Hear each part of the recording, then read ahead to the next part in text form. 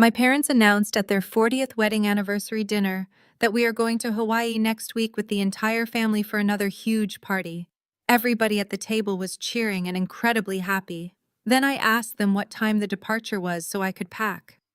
Dad replied that I do not know because I am not part of them. He told me I can stay behind and take care of all the kids. What I did next, nobody could believe. My name is Rachel. I am 33 years old, and my family has always treated me like the hired help. They think I am just a struggling travel agent, but they have no idea I actually own a multi-million-dollar luxury resort management firm. Before I continue this story, let me know where you are watching from in the comments below. Hit like and subscribe if you have ever had to smile through the pain of a toxic family dinner and then delivered the perfect revenge. The evening began at a wildly expensive and crowded downtown steakhouse called the Sterling Reserve. Crystal chandeliers cast a warm golden glow over the heavy mahogany tables, and the clinking of expensive wine glasses echoed through the private dining room. The air smelled of rich roasted meats and aged wine. We were there to celebrate my parents, Richard and Patricia, for their 40th wedding anniversary. To anyone looking at us from the outside, we looked like the perfect American family, living a life of absolute privilege and happiness.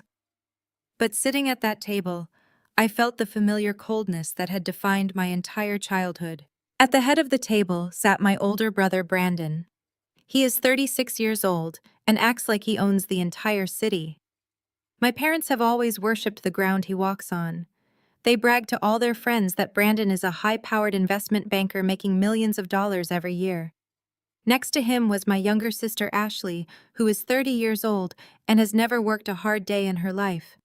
She married a man my parents approved of and spends her days lounging at the country club gossiping with other wealthy housewives. And then there was me. I was seated at the far end of the table near the swinging kitchen doors, where the waitstaff rushed past. My family has always viewed me as the ultimate disappointment because I chose not to follow their rigid path of corporate finance or marrying into old money.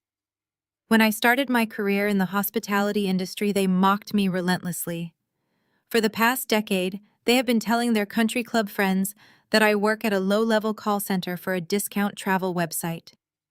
They truly think I sit in a gray cubicle answering angry phone calls for minimum wage.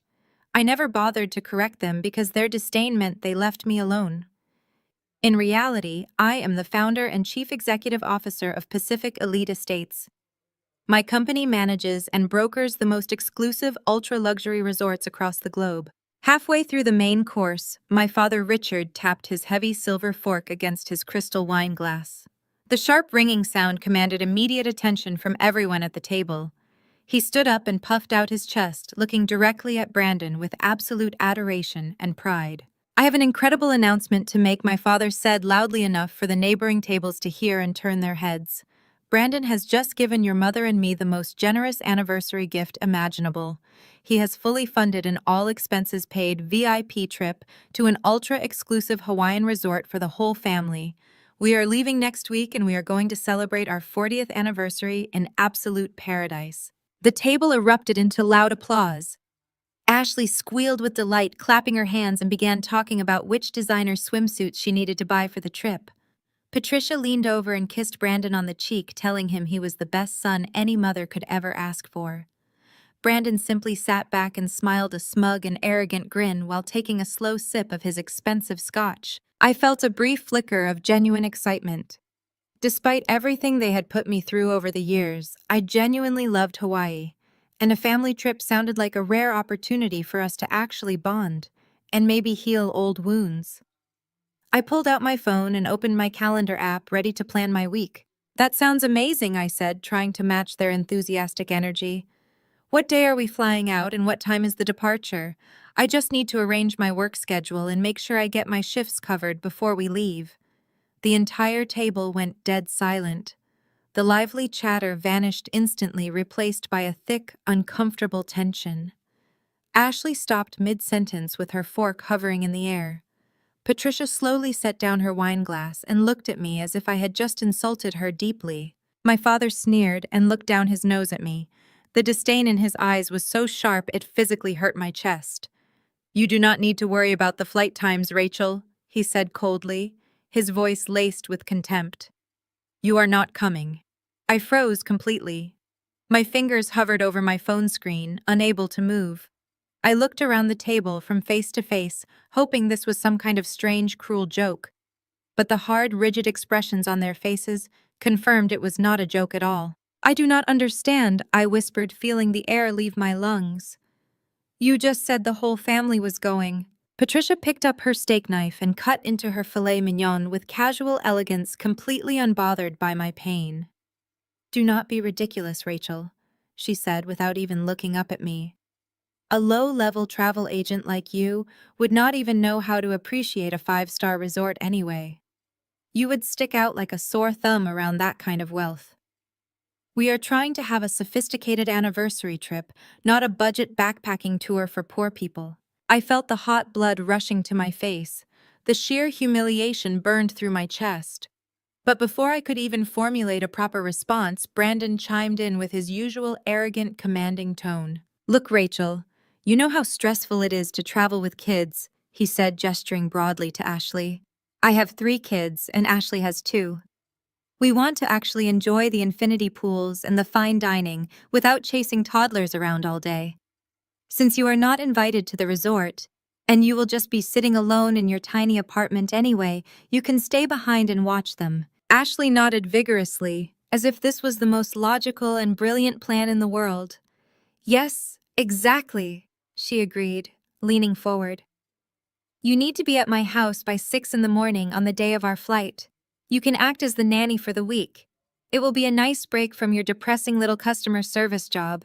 I sat there in stunned silence, listening to my own flesh and blood completely degrade my existence. They were not just excluding me from a milestone family vacation. They were demanding that I provide free full-time childcare for 5 children for an entire week so the real adults could go enjoy a luxury vacation on a tropical island. Brandon leaned across the mahogany table and pointed a manicured finger directly at me. Consider it your contribution to the family, Rachel. Since you clearly cannot contribute financially to this anniversary gift, like I am doing, the absolute least you can do is offer your time. Do not be selfish. The sheer audacity of his words echoed loudly in my mind. Do not be selfish. They were literally treating me like an unpaid servant right in the middle of a crowded restaurant. I looked down at the pristine white tablecloth. I did not cry. I did not raise my voice or cause a massive public scene. 10 years ago, I might have burst into tears right there and begged for their love and approval. But the woman sitting at that table was not a scared little girl anymore. I took a slow, deep breath and let their vicious insults wash over me. Then I realized something very specific about the resort they were discussing. Patricia had been boasting to Ashley about the private infinity pools and the exclusive beachfront access of the particular Hawaiian estate they were visiting. I knew that exact property intimately. It was the crown jewel of my company portfolio. A sudden memory clicked into place in my brain. 2 weeks ago, Brandon had called me acting surprisingly friendly.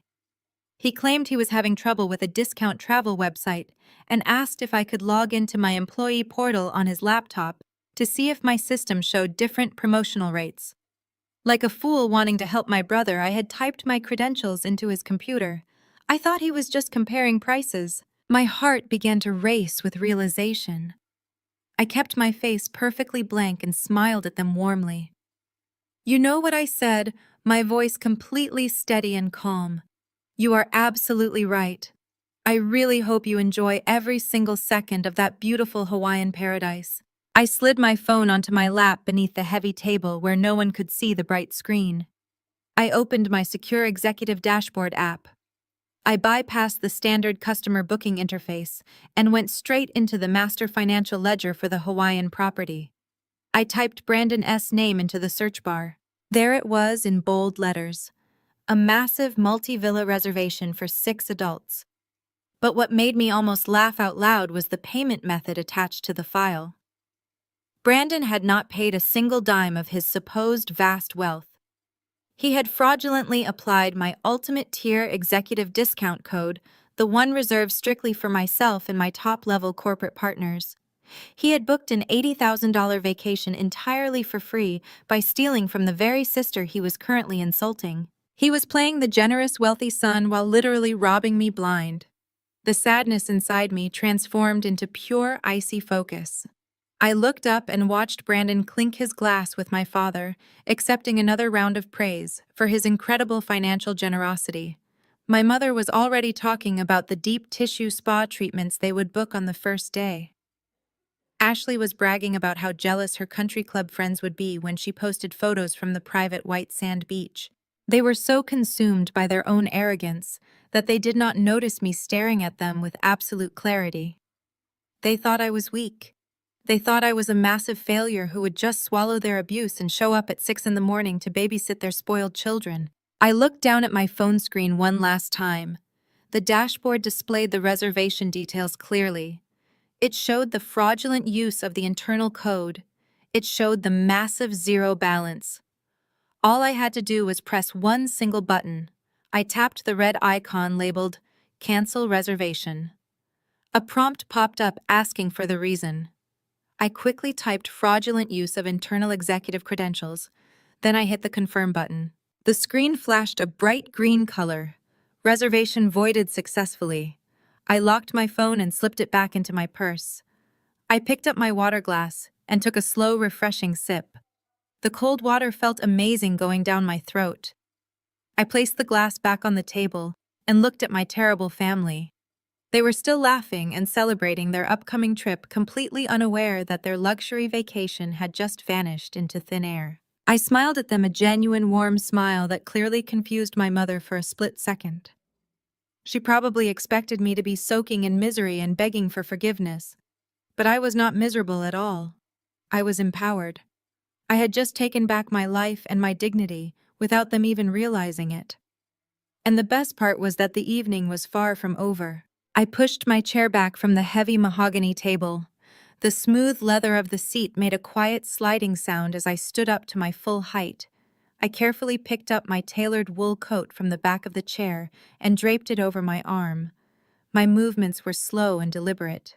I looked down at the 5 people sitting around the table. My family. They were completely oblivious to the fact that I had just digitally erased their luxurious tropical getaway. Brandon was still swirling his expensive scotch, while Ashley was busy applying a fresh layer of designer lipstick. "Congratulations on your incredible anniversary trip," I said, keeping my voice bright and entirely pleasant. "I truly hope you all have the exact vacation that you deserve. It sounds like an unforgettable experience." Patricia did not even bother to look up from her plate. She waved her hand in the air, a dismissive gesture she had perfected over decades of treating me like an unwanted stray. "Just go, Rachel," she said sharply. "You are ruining the mood with your hovering. Make sure you are at Ashley's house by 6 sharp on Tuesday morning. Her kids need their breakfast prepared exactly the way they like them, and you know how picky they are. Do not be late." I smiled warmly at my mother. "I will be sure to keep that in mind," I replied. I turned on my heel, preparing to walk away from the table. Just as I shifted my weight toward the exit, the swinging kitchen doors opened. Our waiter, a tall, impeccably dressed man in a crisp white shirt and black vest, approached our table. He was carrying a sleek black leather folder. He stepped past me and placed the folder gently on the table directly in front of my father. "Thank you for celebrating with us this evening, sir," the waiter said with a polite bow. "Whenever you are ready." The folder sat there like a ticking time bomb. The total bill for the evening was staggering. They had ordered 3 tomahawk ribeye steaks, dry-aged and crusted with sea salt. They had consumed 4 bottles of vintage reserve wine that cost more than my supposed monthly rent. There were towering platters of imported caviar, jumbo shrimp, and oysters. The final amount printed at the bottom of the receipt was exactly $3,500. Richard looked at the leather folder and then immediately looked across the table at his golden son. Brandon puffed out his chest and offered a magnanimous grin. "I have got this covered, Dad," Brandon announced loudly, making sure the businessmen at the adjacent table could hear his generosity. "It is your 40th anniversary. The sky is the limit tonight." Brandon reached into the inner pocket of his custom-tailored suit jacket. He pulled out a heavy, dark metallic credit card and tossed it onto the table with a loud, dramatic clack. The waiter offered a professional smile, picked up the heavy metal card, and retreated toward the payment terminal near the bar. Brandon leaned back in his chair, lacing his fingers together behind his head. The perks of being a top-tier executive, he bragged to the table. They practically beg me to spend money on that card. The points I get from dinners like this are exactly how I can afford to fly us all to Hawaii in absolute style. I stood a few feet away, pretending to adjust the collar of my coat. I watched the waiter swipe the heavy metal card through the terminal. The machine beeped. The waiter frowned slightly and tried inserting the chip. Another beep. The waiter pulled the card out, wiped it on his apron, and tried one more time. The machine flashed a bright red light. 2 minutes later, the waiter returned to our table. His professional smile was slightly strained. He leaned down close to Brandon, keeping his voice low and discreet. "I am terribly sorry, sir, but this card has been declined," the waiter whispered. "Do you perhaps have another form of payment?" The smug grin vanished from Brandon's face instantly. The color drained from his cheeks, leaving him looking pale and suddenly very small. He snatched the card from the waiter's hand. "Declined," he scoffed, his voice unnecessarily loud. "That is impossible. Your machine must be broken. Do you have any idea what my credit limit is?" "Run it again. I have tried it 3 times, sir," the waiter replied, maintaining his polite but firm tone. "The system is rejecting the authorization." Brandon cursed under his breath. He pulled out his leather wallet and began frantically digging through the slots. He yanked out a different card, a standard platinum credit card, and shoved it at the waiter. "Fine, use this one," Brandon snapped. "The chip on that other one gets worn out because I use it so much for massive corporate expenses. Just run this and bring me the receipt." The waiter took the second card and walked away. The atmosphere at the table had shifted dramatically. The relaxed, celebratory mood had evaporated. Richard was frowning deeply, staring at his son with a mixture of confusion and budding panic. Ashley had stopped applying her lipstick and was watching her brother with wide, nervous eyes. "It is just a bank error," Brandon muttered quickly, pulling at the collar of his shirt as if the room had suddenly grown too hot. "You know how these fraud alerts are? You spend a few grand on a dinner and the bank panics thinking your card was stolen. It happens to me all the time." I remained standing near the edge of the table, watching the facade of the golden child begin to crack and splinter. The waiter returned a minute later. He did not lean in to whisper this time. He stood tall and placed the plastic card back onto the table. "I apologize, sir, but this card has also been declined," the waiter announced. "The terminal states the account has insufficient funds available. Do you have a different card, or perhaps you would like to pay with cash?" The silence that fell over the dining room was deafening. The surrounding tables, which had previously been filled with the low hum of wealthy patrons chatting, had gone entirely quiet. People were actively turning their heads to look at our table. The wealthy businessmen Brandon had been trying to impress earlier were now openly staring at him with expressions of amusement and pity. Brandon was sweating profusely. A thick bead of moisture rolled down the side of his face.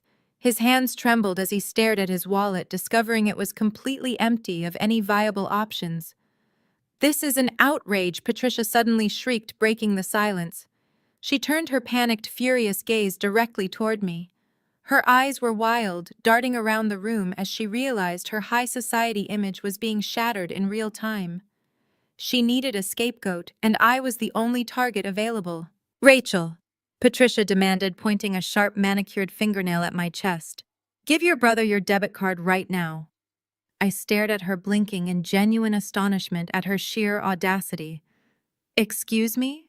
I asked calmly. "You heard me?" Patricia hissed, her voice trembling with rage. "You are ruining this entire anniversary by standing there and hovering and trying to leave early. Your negative energy is clearly ruining the night. Empty out your little savings account and pay the bill.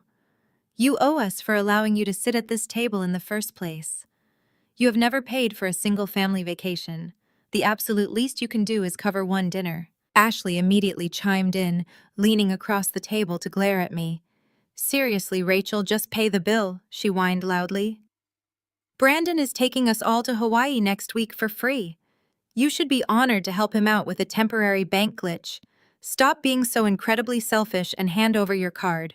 They genuinely believed their own twisted logic. They truly believed that I, the daughter they treated like a peasant, should wipe out my life savings to rescue the golden son who was supposed to be a millionaire. They expected me to sacrifice my livelihood just to protect their fragile, fake social status. I looked at Patricia. Then I looked at Ashley.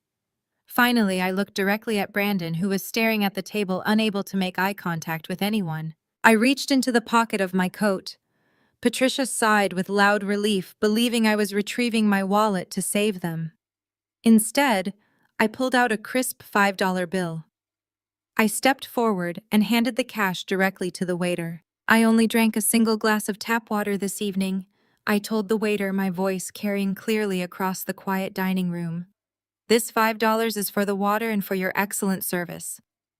As for the $3,500 worth of dry-aged steaks and vintage champagne, I'm afraid you will have to collect that from the millionaire investment banker sitting right there.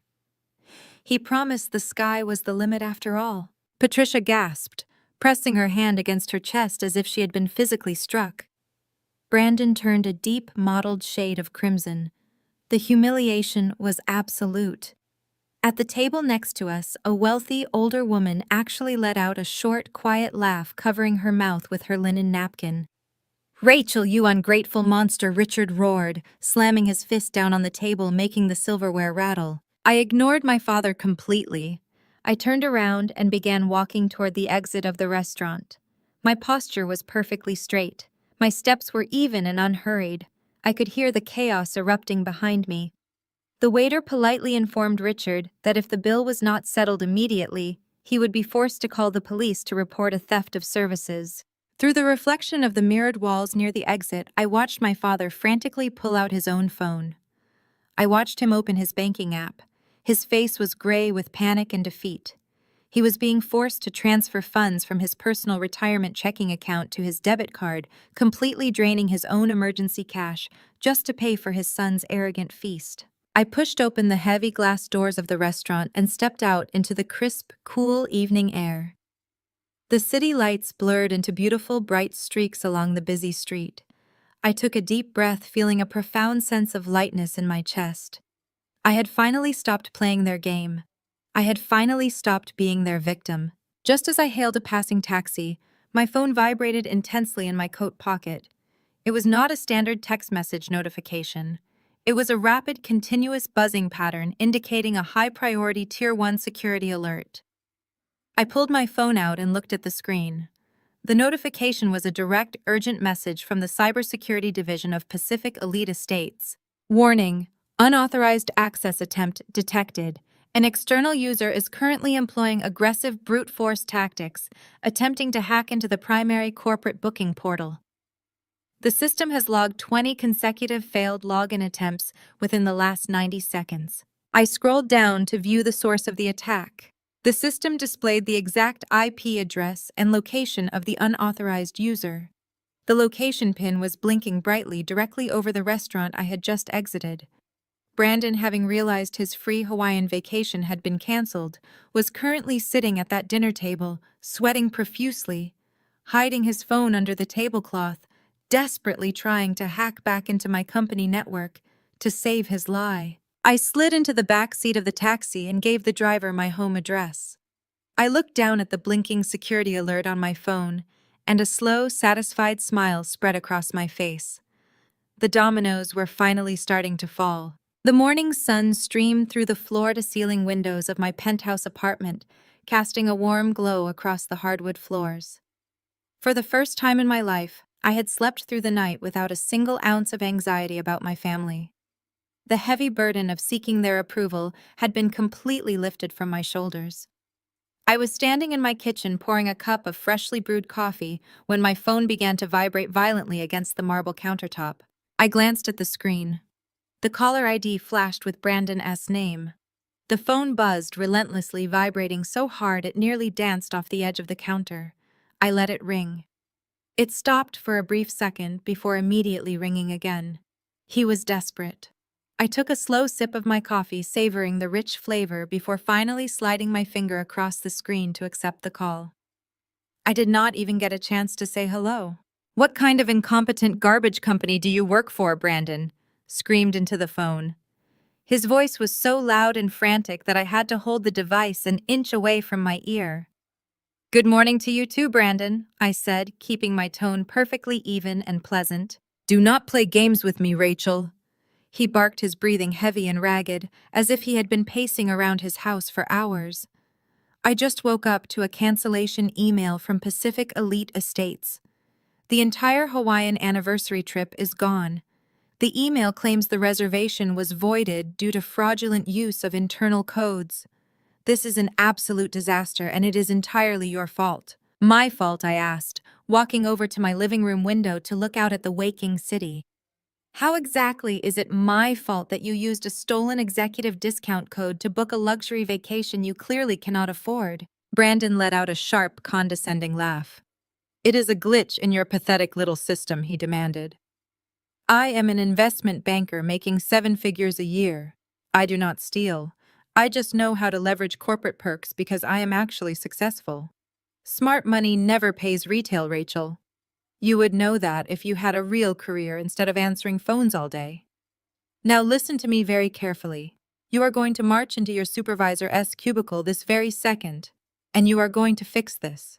I remained completely silent, letting his frantic energy bounce off my calm demeanor. "You need to use whatever pitiful call center connections you have to reinstate that booking immediately." Brandon continued, his voice vibrating with a mixture of rage and sheer panic. "Mom and Dad are already packing their bags. Ashley is bragging about the trip on social media. If this gets canceled, it will ruin everything. Just go into the system, override the glitch, and put my name back on the master list. If you do this for me and keep your mouth shut about it, I will toss you a $100 tip for your trouble." A $100 tip. He was offering me a single crisp bill to reinstate an $80,000 vacation that he had tried to steal from my company. The sheer audacity of his entitlement was almost breathtaking. "I'm afraid I cannot do that, Brandon," I replied, my voice dripping with icy politeness. "That code is strictly reserved for top-tier executives. If the system flagged it as fraudulent, it means they know you do not belong on that list." Brandon absolutely exploded. The facade of the wealthy, composed businessman completely shattered. He launched into a vicious, unhinged tirade that echoed every terrible thing my family had ever conditioned me to believe. "You listen to me, you worthless failure!" he spat, his voice echoing through the speaker. "You owe me this. I am the only one in this family who actually made something of himself. I am the only one carrying the family name with any shred of dignity. You are a massive disappointment to Mom and Dad, and you always have been. You live a pathetic small life, and you should be on your knees thanking me for even allowing you to breathe the same air as my children. I am the golden boy. I am the success story. You are nothing but the hired help. Now fix the damn reservation before I make sure Mom and Dad cut you off forever." As he screamed his vile insults through the phone, a sudden, profound realization washed over me. I listened closely to the tone of his voice. Beneath the aggressive insults and the arrogant demands, I heard something else. I heard absolute raw terror. The puzzle pieces from the night before rapidly snapped together in my mind. The titanium credit card that had been declined at the steakhouse. The backup platinum card that had also been rejected for insufficient funds.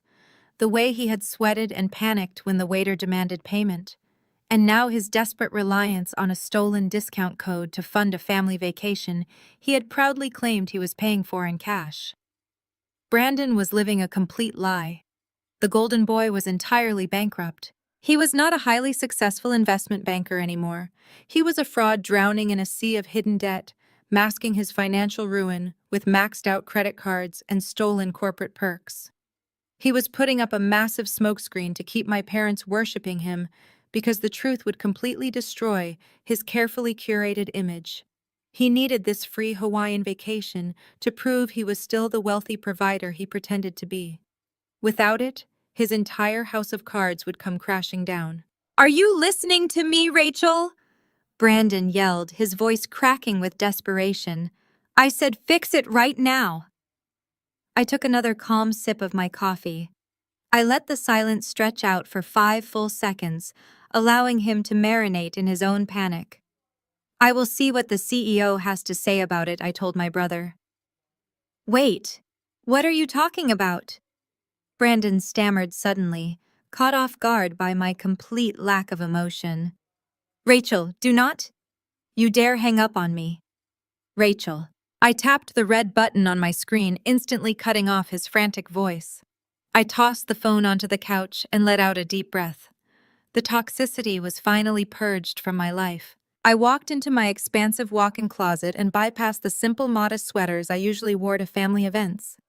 Instead, I pulled out a sharp, impeccably tailored charcoal gray designer suit. I slipped into a pair of black stiletto heels and clasped a delicate diamond watch around my wrist. I pinned my hair back into a sleek, commanding style. When I looked in the full-length mirror, I did not see the struggling, disappointing daughter my parents thought I was. I saw a woman who commanded respect. I grabbed my leather briefcase and headed down to the private parking garage beneath my building. I slid into the driver's seat of my sleek black sports car and merged into the bustling morning traffic of the city. The drive to the financial district was smooth and invigorating. I pulled up to the towering glass and steel skyscraper that dominated the downtown skyline. The gold lettering above the grand entrance read, Pacific Elite Estates Global Headquarters.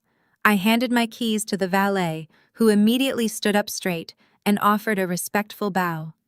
Good morning, Madam CEO, the valet said, opening the heavy glass doors for me. Good morning, Marcus, I replied, returning his warm smile. I walked into the massive marble lobby. The bustling sounds of corporate executives and busy professionals filled the air. As I strode across the polished floors, conversations naturally paused. Junior executives stepped aside to give me a clear path. The head of building security tipped his hat as I approached the private VIP elevator bank. I swiped my keycard and the doors glided open instantly. The elevator shot up silently toward the top floor of the skyscraper. When the silver doors parted, I stepped out onto the executive penthouse level. The entire floor belonged to me. The walls were lined with breathtaking modern art and floor-to-ceiling windows that offered a sweeping panoramic view of the entire city. My executive assistant, a brilliant woman named Sarah, immediately stood up from her desk as I walked past. Good morning, Rachel, Sarah said, handing me a thick tablet filled with the day's financial reports. Your legal team is already waiting in the conference room. Thank you, Sarah, I said, taking the tablet. Hold all my calls for the next hour, especially any from unregistered numbers. I pushed open the heavy oak doors to my private office. It was a massive corner suite bathed in natural light. A huge custom mahogany desk sat in the center of the room facing the stunning skyline. Behind the desk, an elegant silver plaque was mounted to the wall. It read, Rachel Wilson, Founder and Chief Executive Officer. I walked over to my leather chair and sat down, placing my briefcase on the desk. I looked out over the city, feeling the immense weight and power of the empire I had built with my own 2 hands.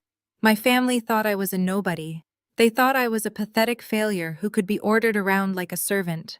They had no idea that the woman they had cast out was actually the master of their fate. And today they were going to learn exactly what happens when you try to steal from the person you have underestimated your entire life. The war room was silent except for the soft hum of the climate control system and the rhythmic tapping of fingers on glass screens. I settled into my ergonomic leather chair and pressed the intercom button on my massive mahogany desk. Within 2 minutes, my chief of security, David, and my head of legal counsel, Sarah, walked through the heavy oak doors. They took their seats across from me, opening their encrypted tablets. I projected my screen onto the massive monitor on the wall, displaying the security logs from the previous night. David confirmed that the brute force attack on our booking portal originated from Brandon's exact residential IP address. He had used a basic password cracking software he likely bought online, desperately trying to force his way back into the system to reinstate his luxury vacation. It was pathetic and incredibly sloppy, but the hacking attempt was just the tip of the iceberg. I instructed Sarah to run a full background and financial audit on my older brother. If he was willing to steal an $80,000 vacation using my credentials, I needed to know exactly how deep his corruption went. What my team uncovered over the next hour left me completely speechless. Brandon was not a successful investment banker. He had been quietly terminated from his firm nearly 2 years ago for unethical financial practices. Since then, he had been living a complete lie, sustaining his lavish lifestyle entirely through aggressive debt and massive corporate fraud. Sarah pulled up a staggering trail of documents showing that Brandon had been illegally leveraging my name and my company credentials for years. He had somehow acquired an old employee identification number of mine from when I first started the company. He had been calling high-end hotels, private aviation companies, and luxury concierges claiming to be an executive partner at Pacific Elite Estates. The sheer scale of his theft was breathtaking. He had secured free first-class flight upgrades, comped private jet charters, and VIP access to exclusive events by promising future corporate partnerships that simply did not exist. He had run up hundreds of thousands of dollars in shadow debt, always moving the charges around before they could be flagged by accounting departments. His luxury cars were all leased and months behind on payments. His massive suburban home was leveraged to the absolute limit. The golden boy of our family, the man my parents worshipped as a financial genius, was actually a desperate broke criminal standing on the edge of federal prison. I sat back in my chair, letting the reality of his deception wash over me. My parents had spent my entire life comparing me to a man who was nothing more than a sophisticated con artist. He had insulted me at dinner, belittled my career, and demanded I empty my savings to pay for his food, all while secretly bankrupt. The absolute audacity made my blood run cold. I instructed Sarah to compile every single piece of evidence, every fraudulent transaction, every forged signature, and every illegal charge into one massive, heavily documented dossier. I told David to contact our federal liaisons and prepare to hand over the evidence of interstate wire fraud and identity theft. As Sarah and David left my office to execute my orders, my personal cell phone buzzed on the desk. The caller ID flashed with my sister Ashley's name. I did not answer. I simply let it ring until it went to voicemail. I knew exactly what she was going to say, but I wanted her to leave a recorded message. I wanted physical proof of her entitlement. A minute later, the voicemail notification popped up. I tapped the screen and put the message on speakerphone, allowing her shrill, furious voice to echo through my pristine corner office. "Rachel, you are an absolute spiteful, jealous spinster," Ashley screamed into the phone. Her voice was shaking with rage. "Brandon just called me and told me that your stupid little discount code got flagged and our reservation was canceled. He is furious with you. He said you probably messed up the booking on purpose because you are so bitterly jealous of his success and my beautiful family. You have always been a petulant child who cannot handle when other people are happy." I listened to her delusional rant with a calm, detached fascination. "Well, listen to me very carefully." Ashley continued, her tone turning sharp and commanding. "We are going to Hawaii regardless of your complete incompetence. Brandon is a millionaire. He does not need your pathetic little travel agent discounts. He just bought us all brand new first-class tickets for tomorrow morning. You ruined our anniversary dinner, but you are not going to ruin this trip. You still owe us for walking out on the bill last night, so you need to be at my house at 6 o'clock tomorrow morning sharp. You are going to watch all 5 kids for the entire week while we are gone. Do not even think about being late, or I swear I will make sure Mom and Dad never speak to you again. Grow up, Rachel, and do your job." The voicemail ended with a loud, aggressive click. I stared at the phone, a slow smile spreading across my face. She actually thought Brandon had bought new first-class tickets. She genuinely believed her brother was a millionaire who could just snap his fingers and fix the problem. I knew for an absolute fact that all of Brandon's credit cards were maxed out or frozen. Whatever tickets he claimed he bought were either completely fake or purchased using someone else's severely compromised funds. And her threat to have my parents cut me off was the most comical part of the entire message. They had cut me off emotionally decades ago. I did not need their money, their approval, or their toxic presence in my life. I deleted the voicemail, but not before saving a copy to my secure cloud server. I packed up my briefcase and left the office. I had my driver take me home to my private residence. I do not live in the depressing tiny apartment my family constantly mocks. I live in a custom-designed, high-security penthouse occupying the top 2 floors of the most exclusive residential tower in the city. The building requires biometric scanning just to enter the lobby, and the concierge desk operates like a military checkpoint. It is my absolute sanctuary. I walked into my penthouse, dropping my keys on the marble entryway table. The floor-to-ceiling windows offered a stunning view of the sunset, painting the sky in deep shades of orange and purple. I walked over to the custom bar and poured myself a crisp glass of white wine. I planned to spend the evening relaxing and preparing for my own flight to Hawaii. I was going to fly out on my private Gulfstream jet the next day to personally oversee a major acquisition at the resort. I had just taken my first sip of wine when the secure intercom on my wall chimed loudly. It was the downstairs lobby concierge. I walked over and pressed the button.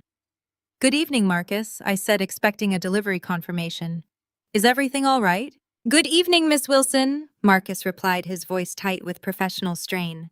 "I sincerely apologize for the interruption, but there is a situation in the main lobby. A man and a woman claiming to be your brother and sister have just arrived. They do not have clearance to be on the premises, but they are demanding that we grant them immediate access to your penthouse." I raised my eyebrows in mild surprise. Brandon and Ashley were in my lobby. They had never once visited my home in the 10 years I had lived in the city. They had always assumed I lived in a terrible neighborhood and refused to ever make the drive. To see them actually track down my address meant they were incredibly desperate. "Are they alone, Marcus?" I asked, taking another sip of my wine. "No, Miss Wilson," Marcus replied, lowering his voice. "They are accompanied by 5 young children who are currently running around the lobby. They also have several large suitcases filled with children's clothing and toys. The gentleman is becoming quite hostile with my security staff. He is insisting that they are dropping the children off with you for the week and that they have a flight to catch." The sheer, unadulterated madness of their plans settled over me. They were not waiting for me to show up at 6 in the morning. They had decided to ambush me at my home, dump their 5 children on my doorstep like a pile of unwanted luggage, and run straight to the airport to catch their imaginary first-class flight to Hawaii. They truly believed they could just force me into being their unpaid servant by physically trapping me with their kids. "Miss Wilson," Marcus asked, his tone growing more urgent. "The gentleman is threatening to call the police if we do not let them up. How would you like me to proceed?" I looked out at the beautiful sunset, feeling completely untouched by their chaos. The war had officially arrived at my doorstep, but I held all the keys to the castle. I instructed Marcus to patch the live security video feed directly to the massive flat-screen monitor mounted on my living room wall. The high-definition camera captured every humiliating detail of the scene unfolding in my pristine lobby.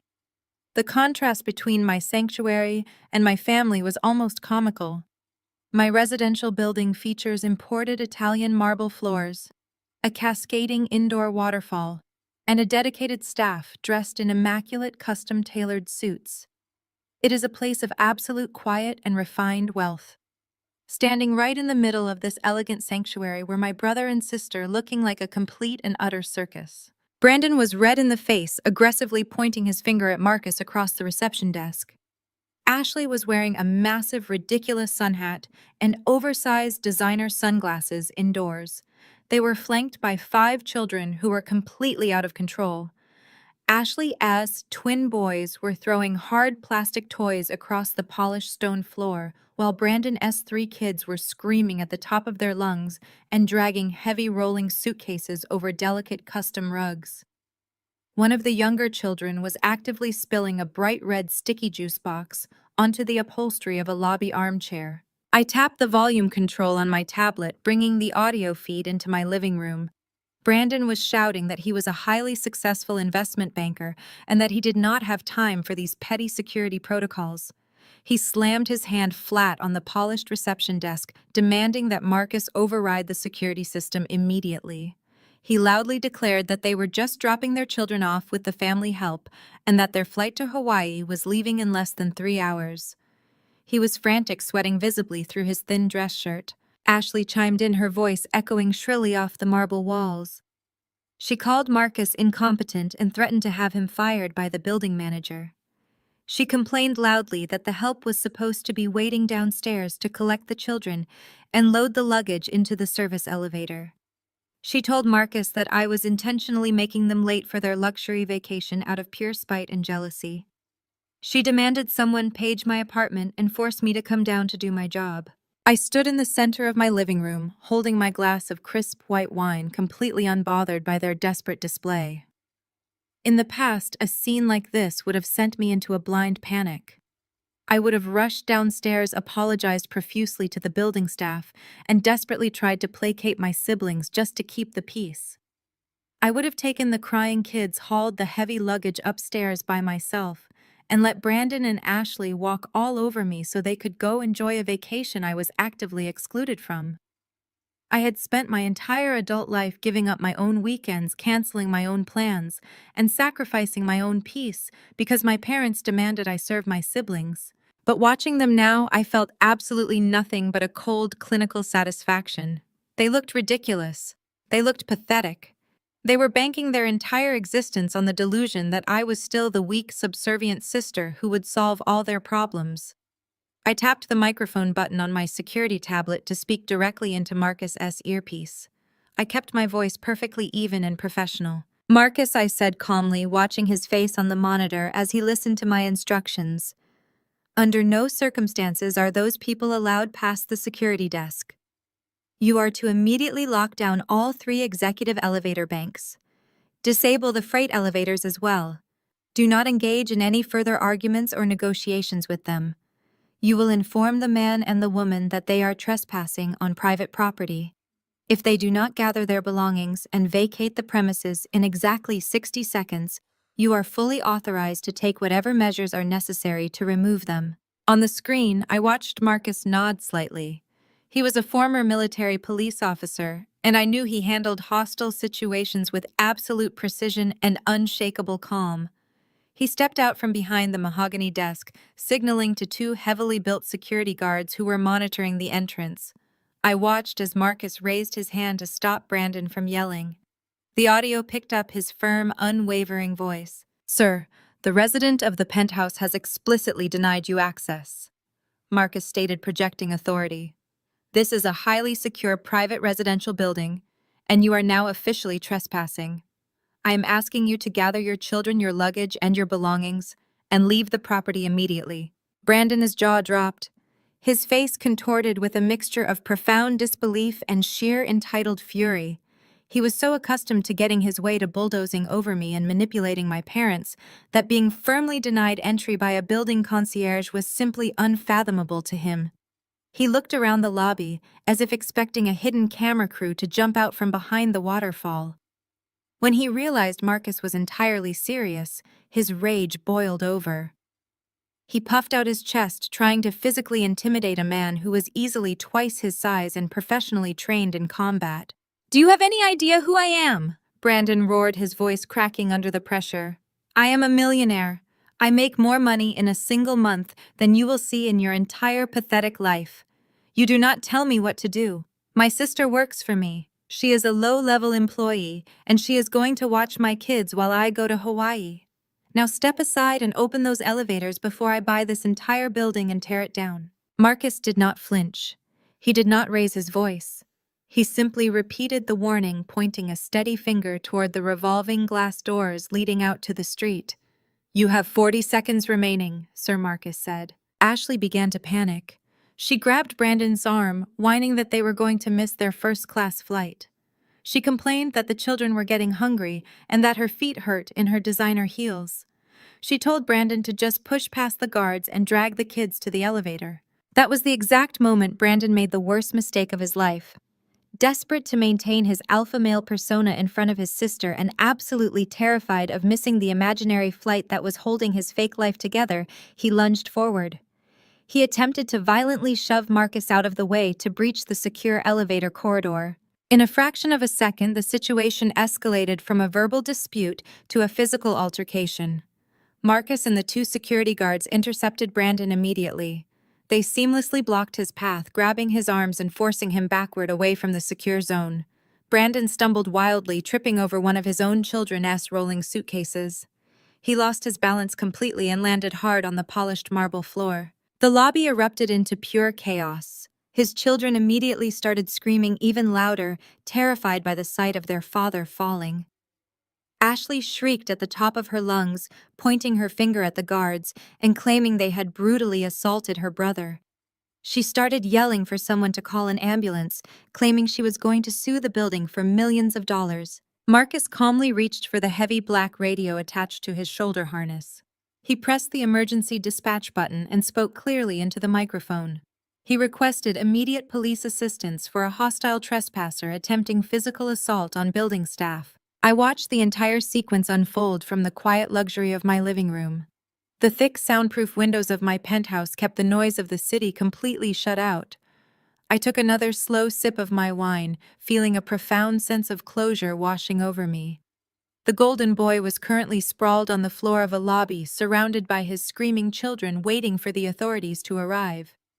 His entire house of cards was burning to the ground, and he had lit the match himself. Suddenly, the silence of my apartment was broken by the sharp ringing of my personal cell phone. It was sitting on the kitchen island, illuminating the dark marble surface. The caller ID flashed with my mother's name, Patricia. She must have been sitting by the phone waiting for Brandon and Ashley to confirm that I had taken the kids. I walked over and picked up the device, accepting the call and putting it on speaker. I did not even get a chance to say a single word of greeting before her hysterical voice blasted through the speaker. "Rachel, you absolute monster!" my mother screamed, her voice cracking with pure, unhinged hysteria. She was sobbing so hard she could barely catch her breath. "What are you doing? Brandon just called me from the lobby of your building. He said you have armed guards attacking him. He said the police are on their way with sirens blaring." I leaned against the counter listening to her panic. "How could you do this to your own flesh and blood?" Patricia wailed. "You are trying to get your golden brother arrested right in front of his innocent children. You are ruining their dream vacation because you are an evil, jealous failure. You need to go down there, call off the police right now and take those kids, or I swear I will make you pay for this." I did not offer a single word of comfort or explanation. I simply tapped the red end call button on my screen, cutting off my mother's hysterical screeching. I immediately blocked her number and set my phone face down on the marble counter. I turned my attention back to the high-definition security feed playing on my living room wall. The distant wail of police sirens had just reached the lobby. I could see the exact moment the sound registered in Brandon's mind. All the color instantly drained from his face, leaving him looking pale and sickly under the bright chandeliers. His aggressive alpha male posturing vanished entirely, replaced by the frantic movements of a cornered animal. He spun around and barked an order at Ashley. She gasped, grabbing the twin boys by their arms and yanking them toward the revolving doors. Brandon practically threw the heavy rolling suitcases toward the exit, tripping over his own chaotic momentum. The children were crying louder now, thoroughly confused and terrified by their parents' sudden frantic behavior. They shoved past the heavy glass doors, bursting out into the cool evening air, just as the flashing red and blue lights of a police cruiser turned onto my street. I watched as Brandon frantically flagged down 2 passing taxis. They threw their designer luggage into the trunks haphazardly, shoving the crying children into the back seats and peeling away from the curb seconds before the police officers stepped out of their vehicle. They were running like common criminals. I let out a slow, satisfied breath and turned off the monitor. My driver was already waiting downstairs in the secure subterranean garage. I rode the private elevator down, slid into the back of my waiting car, and instructed the driver to take me to the private aviation terminal.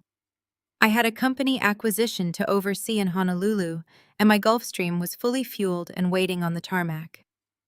As I settled into the plush leather seat of my private jet, the flight attendant handed me a glass of sparkling water.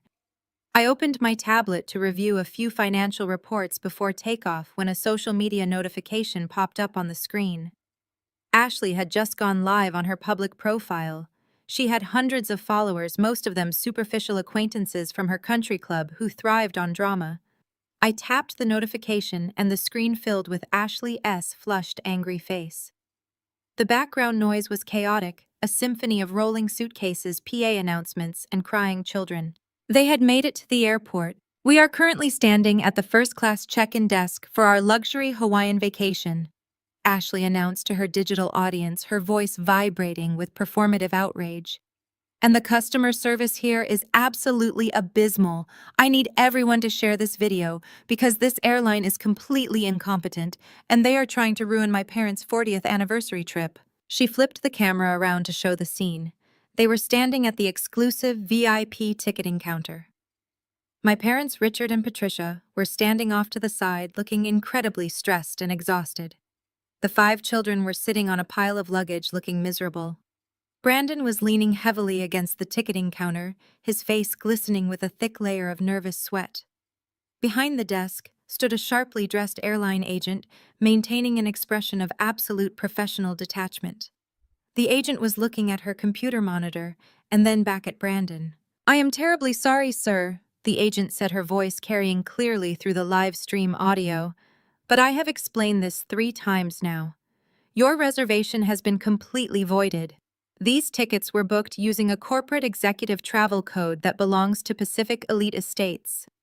That corporation has explicitly flagged this transaction as fraudulent and unauthorized. The promotional miles have been permanently revoked." Brandon slammed his fist against the counter, causing the agent to take a half step back. "That is a system error," he yelled, pointing his finger at the woman. "I am a top-tier executive. I earn those miles. You are going to reinstate those first-class tickets right now, or I am going to have your job." The agent did not flinch. She simply shook her head. "I cannot do that, sir. If you wish to board this flight, you will need to purchase new tickets at the current market rate." Brandon sneered, pulling his leather wallet from his jacket. "Fine. I will just buy them. You people are ridiculous." He pulled out the heavy metallic credit card he had tried to use at the steakhouse the night before and slapped it onto the counter. "Run it for 9 first-class tickets." The agent picked up the card and swiped it through her terminal. A sharp beep echoed loudly. "Declined," she stated, sliding the card back across the counter.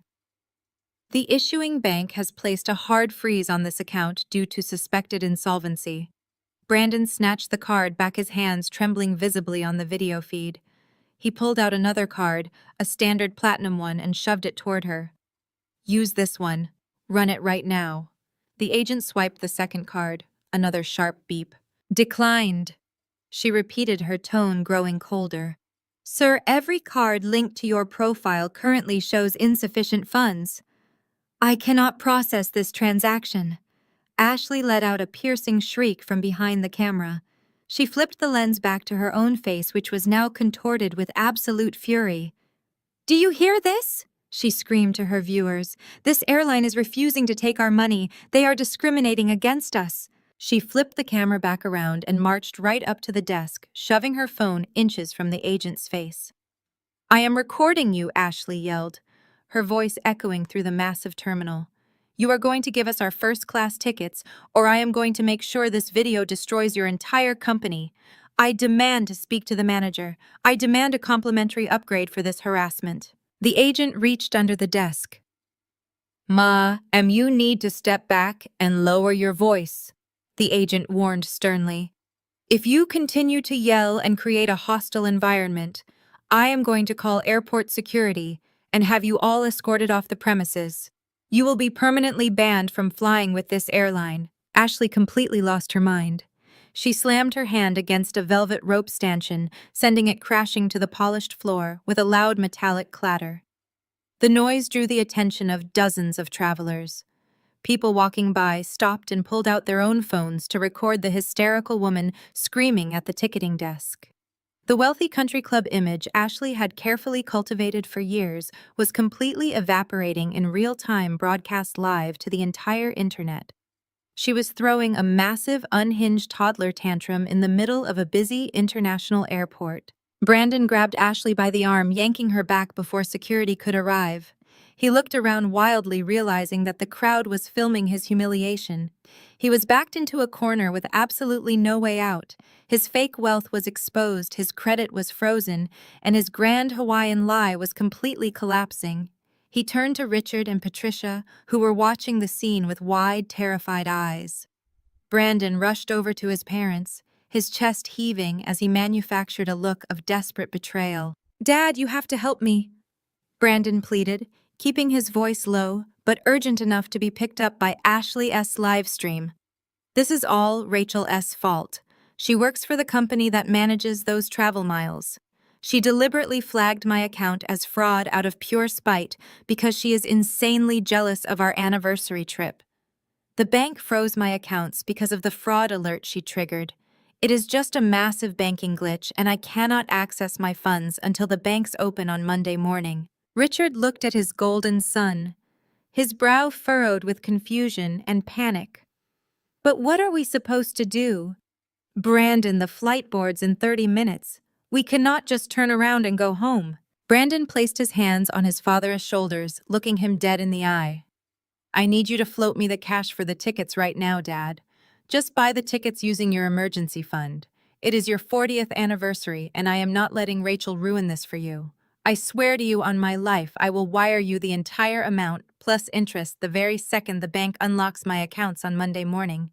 You know I am good for it. I am a millionaire dad. Just float the money so we can get on the plane." Patricia grabbed Richard's arm, tears streaming down her face. "Richard, we have to do it!" she begged, her voice trembling with misplaced indignation. "We cannot let that spiteful girl ruin our family vacation. Brandon is a successful banker. He will pay us back immediately. Just buy the tickets, Richard. Please do not let Rachel win." Richard hesitated. Buying 9 last-minute first-class tickets to Hawaii would cost a staggering $60,000. It was the entirety of his retirement emergency savings. It was the money he had worked his entire life to set aside for medical emergencies and old age. But standing there in the middle of the airport, surrounded by his crying grandchildren, his hysterical wife, and his supposedly wealthy son, Richard caved. He pulled his phone from his pocket and opened his banking app. I watched through the screen as my father desperately transferred his entire life savings to his debit card, completely wiping out his financial safety net to buy full-price tickets. He walked up to the counter and handed his card to the agent. The transaction went through.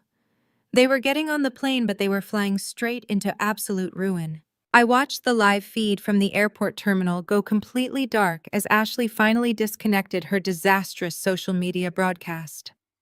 The silence that immediately rushed back into my penthouse was profound and incredibly peaceful. I walked over to the custom wet bar, poured the remaining chilled white wine down the polished stainless steel sink, and wiped my hands on a crisp linen towel. The dramatic spectacle at the ticketing counter was over, but the real devastation had not even begun to register with my family. They were currently sitting on a commercial airliner soaring 30,000 feet above the Pacific Ocean, entirely oblivious to the absolute catastrophic ruin waiting for them on the ground. My encrypted corporate tablet chimed from its charging dock on the kitchen island. The notification flashed, indicating a high-priority, secure message from Sarah, my executive assistant, and David, my chief of security. I picked up the device and walked into my home office, a sleek, minimalist space dominated by a massive glass desk and a panoramic view of the glittering city skyline. I settled into my leather chair and entered my biometric passcode to open the file. The subject line read, "Comprehensive Financial Audit, Wilson Family Assets." I spent the next hour dissecting the dozens of pages of financial records, bank statements, and loan origination documents my team had compiled. I expected to find a few maxed-out credit cards and some irresponsible shadow debt hiding in Brandon's closet. What I uncovered instead was a staggering systemic web of financial ruin that stretched back nearly half a decade. Brandon had not simply been fired from his investment firm for unethical practices. He had been actively sued by former clients for gross negligence and had been quietly blacklisted from the entire financial sector. To maintain the illusion of his high society success, he had opened a series of fraudulent shell companies. He used these empty corporate entities to apply for massive high-interest commercial loans. But because his own credit was completely radioactive, he needed guarantors with pristine financial histories and substantial assets to secure the funding. I scrolled down to the signature lines on the master loan agreements.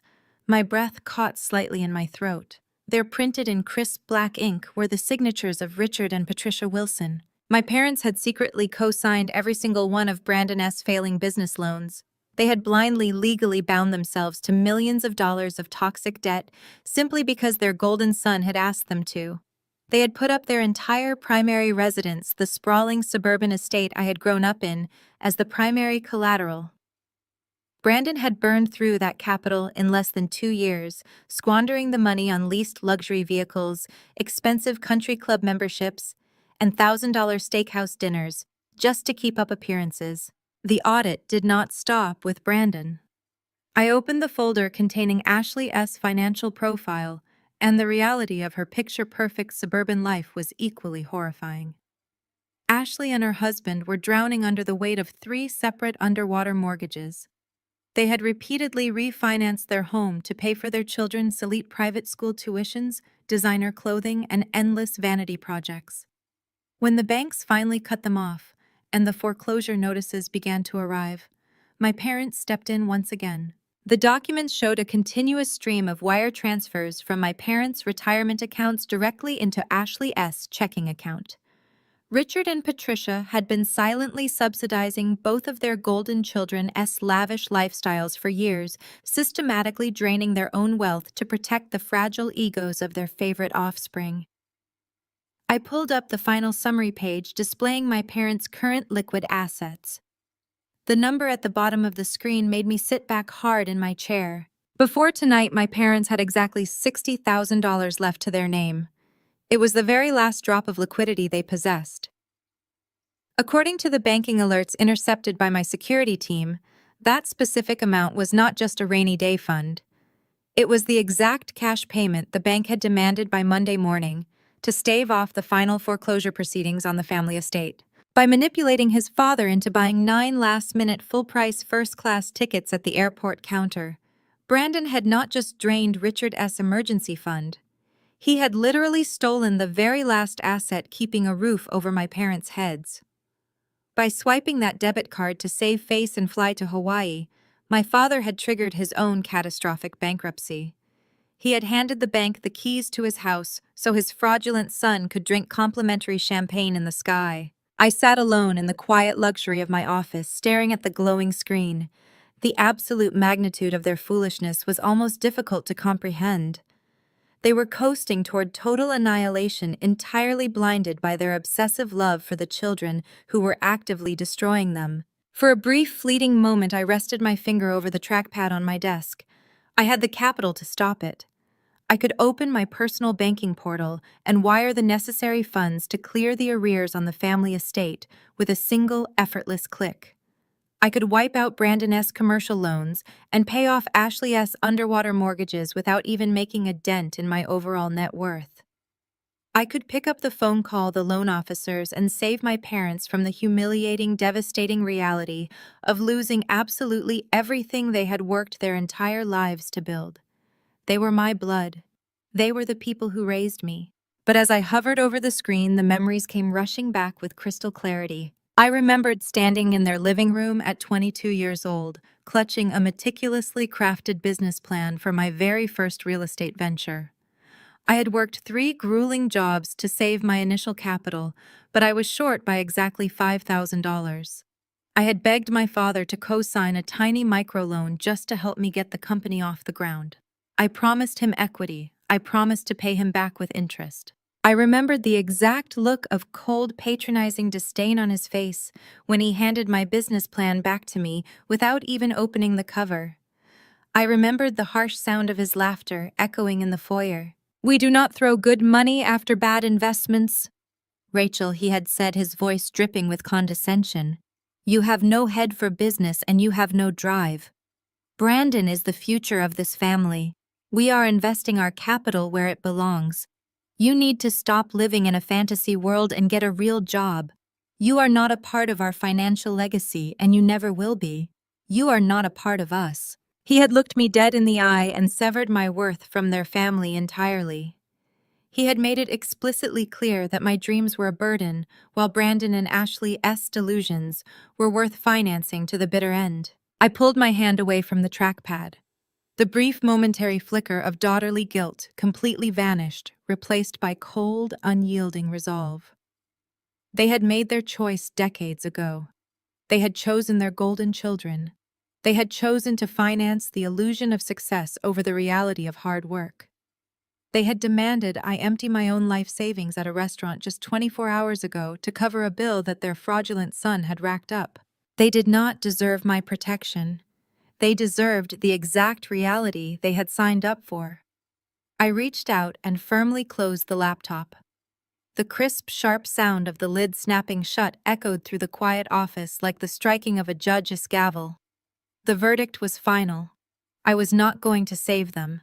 I stood up from my desk, pushed the heavy leather chair back, and walked purposefully out of the office. I moved down the long hallway toward my master bedroom, entering the massive walk-in closet. I did not need to pack much. I pulled a single, sleek black designer weekender bag from the top shelf. I carefully packed a few elegant tailored resort outfits, a pair of understated sunglasses, and my company identification credentials. I slipped my secure corporate tablet and my passport into the side compartment and zipped the bag shut in one smooth motion. I pulled my phone from my pocket and dialed the direct line to my chief pilot. He answered on the first ring. "Captain," I said, keeping my pace steady as I walked out of the bedroom and toward the penthouse elevator. "Is the aircraft prepared for departure?" "Fully fueled and cleared for takeoff, Madam CEO," he replied professionally. "The flight plan to Honolulu is locked in. We are just waiting on your arrival at the private terminal." "I will be on the tarmac in 20 minutes," I told him. "Have the crew prepare for an immediate departure." I disconnected the call and stepped into the private elevator, swiping my security badge. The silver doors closed, sealing me off from the penthouse. The elevator plummeted toward the ground floor, where my driver was already waiting with the engine running. My family was currently trapped in a pressurized metal tube flying commercial over the ocean. They would be in the air for at least another 6 hours, cramped and panicked, desperately trying to ignore the financial doom waiting for them when they landed. My custom, Gulfstream G650, however, was significantly faster. Flying out of the private executive terminal with a direct, unencumbered flight path, I would cut their travel time down considerably. I slid into the plush leather seat of my waiting town car and watched the city lights streak past the tinted windows as we sped toward the private airfield. I leaned back against the headrest, a profound sense of anticipation building in my chest. They thought they had won. They thought they had successfully bullied their way onto a plane to enjoy a luxurious tropical vacation paid for by draining the last drops of my parents' life savings. They thought they were flying into paradise to escape the consequences of their actions. But I was flying to Hawaii too. I was going to land before they did. And when their commercial flight finally touched down and they walked exhausted and broke out of that jet bridge, they would not find a tropical welcome. They would find me. I was going to be standing right there waiting for them at the gates, ready to personally welcome them to the end of their lives. I touched down in Honolulu hours before their commercial flight even began its descent over the Pacific. The transition from the quiet sanctuary of my Gulfstream to the waiting private helicopter took less than 5 minutes. I flew over the pristine turquoise waters, landing directly on the manicured helipad of the Pacific Elite Resort. Calling it a resort was a deliberate understatement I used for tax and corporate purposes. In reality, it was a sprawling, hyper-exclusive private estate that catered exclusively to the world's most elite billionaires. And I owned every single grain of sand on the property. My estate manager greeted me with a polite bow and a chilled mimosa in a crystal flute. I spent the morning reviewing the final acquisition papers on the expansive lanai, letting the gentle ocean breeze wash over me. The contrast between my serene morning and the chaotic hell my family was currently enduring was poetic. I tapped the security monitor built into my glass table, watching the live feed of the main entry gates. The high-definition camera captured the long, winding private road leading up to the estate. Right on schedule, a fleet of 3 commercial taxis slowly made their way up the Palm Line Drive. They looked absolutely wretched. When the taxis pulled up to the massive gilded iron gates, my family spilled out onto the pristine cobblestone driveway like a clown car emptying its contents. The oppressive tropical heat hit them instantly. They were dressed in heavy designer travel clothes, completely inappropriate for the suffocating Hawaiian humidity. Brandon was practically melting his thin dress shirt, plastered to his back with dark patches of sweat. Ashley was dragging her twin boys by the wrists, screaming at them to stop hitting each other, while her oversized sun hat kept slipping down over her flushed face. My parents emerged from the third taxi looking like hollow ghosts. Richard moved with a slow, heavy shuffle. The reality of dropping $60,000 in a single swipe had clearly aged him a decade during the long flight. He was holding his phone in a death grip, undoubtedly staring at the zero balance in his banking app over and over again. Patricia looked frantic, her eyes darting around the majestic property, expecting an army of uniformed bellhops to rush forward and collect their massive pile of luggage. No one came. The taxis idled loudly, the drivers demanding their exorbitant fares. I watched through the camera as Brandon patted his pockets furiously. He turned to Richard, waving his hands with forced casualness. The audio feed picked up his strained voice. "Dad, just grab these cabs, will you?" Brandon said, wiping his forehead. "The resort will reimburse us once we get to the VIP villa. My cards are still locked down for security reasons." Richard closed his eyes for a long moment, his shoulders sagging under an invisible weight. He slowly pulled out his wallet and handed over the last bit of emergency cash he possessed to pay the drivers. The taxis sped away, leaving the 9 of them stranded on the hot driveway surrounded by a mountain of heavy rolling suitcases. The 5 children were already complaining about the heat, crying loudly and demanding cold drinks. Brandon puffed out his chest and marched up to the gatehouse, where 2 heavily armed private security contractors stood perfectly still in their tailored tactical uniforms. Brandon leaned against the polished stone pillar, trying to project the aura of a wealthy VIP who was merely inconvenienced. "Open the gates," Brandon demanded, snapping his fingers at the nearest guard. "We are the Wilson party. We have the executive villa reserved. Have the concierge bring down 3 golf carts for our luggage immediately." The lead guard, a massive man named Chemo, who had served a decade in special forces, did not blink. He picked up his secure tablet and slowly scrolled through the daily registry. He looked back up at Brandon with absolute professional indifference. "I have no Wilson party on the registry, sir," Chemo stated, his voice a deep rumbling baritone. "This is a private estate. You need to gather your belongings and return to the public road." Brandon let out a sharp, forced laugh, looking back at Ashley and our parents, as if to say these low-level employees are so incompetent. He turned back to Chemo and slapped his hand flat against the gatehouse window. "Listen to me very carefully," Brandon snarled, his voice cracking slightly under the immense pressure of his collapsing lie. "I am a top-tier corporate executive. I booked this entire vacation through the Pacific Elite Estates portal. Look again. Brandon Wilson. You are going to open these gates right now, or I am going to have you fired before my bags even reach the master suite." Ashley dragged her crying children forward, joining the fray.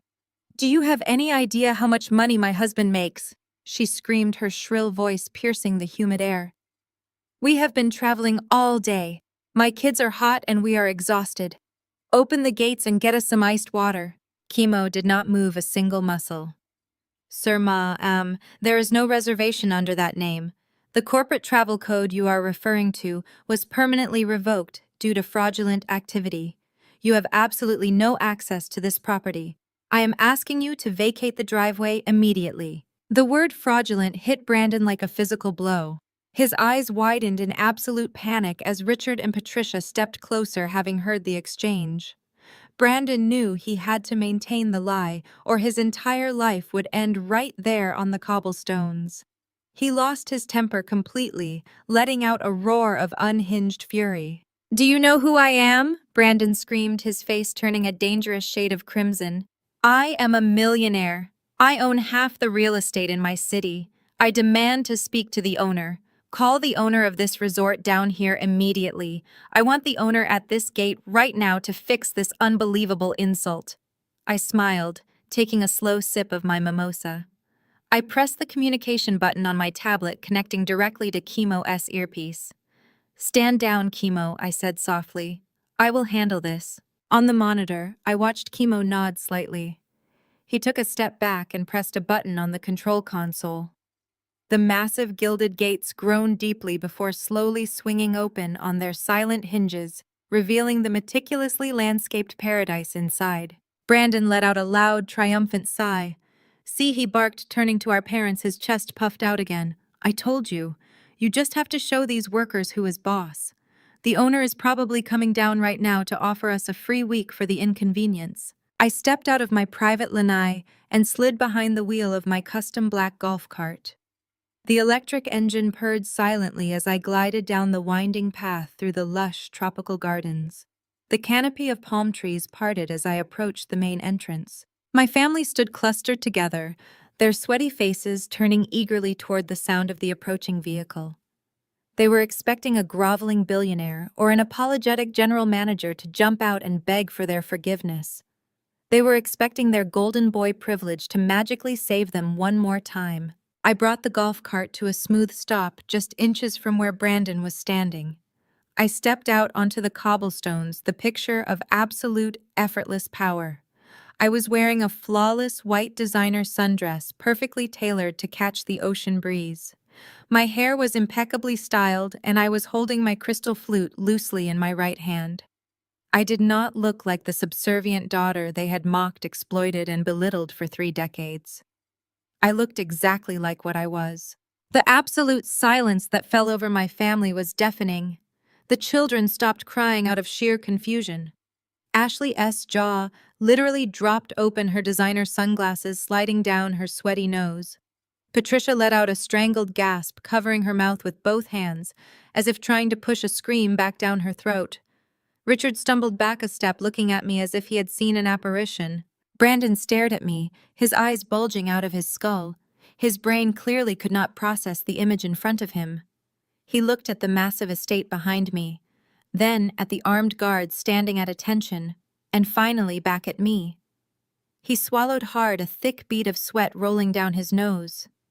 "Rachel," he stammered, his voice weak and trembling. "What are you doing here? Are you the concierge? Did you get the owner for us?" I took a slow, deliberate sip of my mimosa, letting the cool, sweet liquid wet my throat. I looked at Brandon, taking in his ruined clothes, his panicked eyes, and the absolute destruction of his fake empire. Then I looked at my parents, who had drained their life savings to finance this pathetic illusion. I lowered my glass and offered them a bright, beautiful smile. "I am the owner," I said, my voice ringing clear and steady in the warm Hawaiian air. "And you are trespassing." The absolute silence that fell over the cobblestone driveway was heavier than the oppressive tropical humidity. The only sound was the distant rhythmic crashing of the ocean waves against the private cliffs of the estate and the low hum of my electric golf cart. My family stood frozen in place, like a poorly dressed wax exhibit. The children had stopped their whining and crying, completely sensing the massive shift in the atmosphere. They stared at me with wide, confused eyes. Ashley's jaw was completely unhinged. Her expensive, oversized sunglasses had slipped down the bridge of her sweaty nose, revealing eyes wide with sheer, unadulterated shock. Her carefully applied makeup was melting in the Hawaiian heat, running in dark streaks down her flushed cheeks. Beside her, Patricia looked as though the ground had suddenly opened up beneath her feet. She blinked rapidly, taking short, shallow breaths. Her brain was violently rejecting the visual information it was receiving. She looked from my flawless designer sundress to the sleek golf cart, and then to the heavily armed security guards who were standing at attention, waiting for my next command. "Rachel, this is not funny," Patricia stammered, her voice shaking with a mixture of profound exhaustion and rising panic. She pointed a trembling finger at me through the black iron bars of the gate.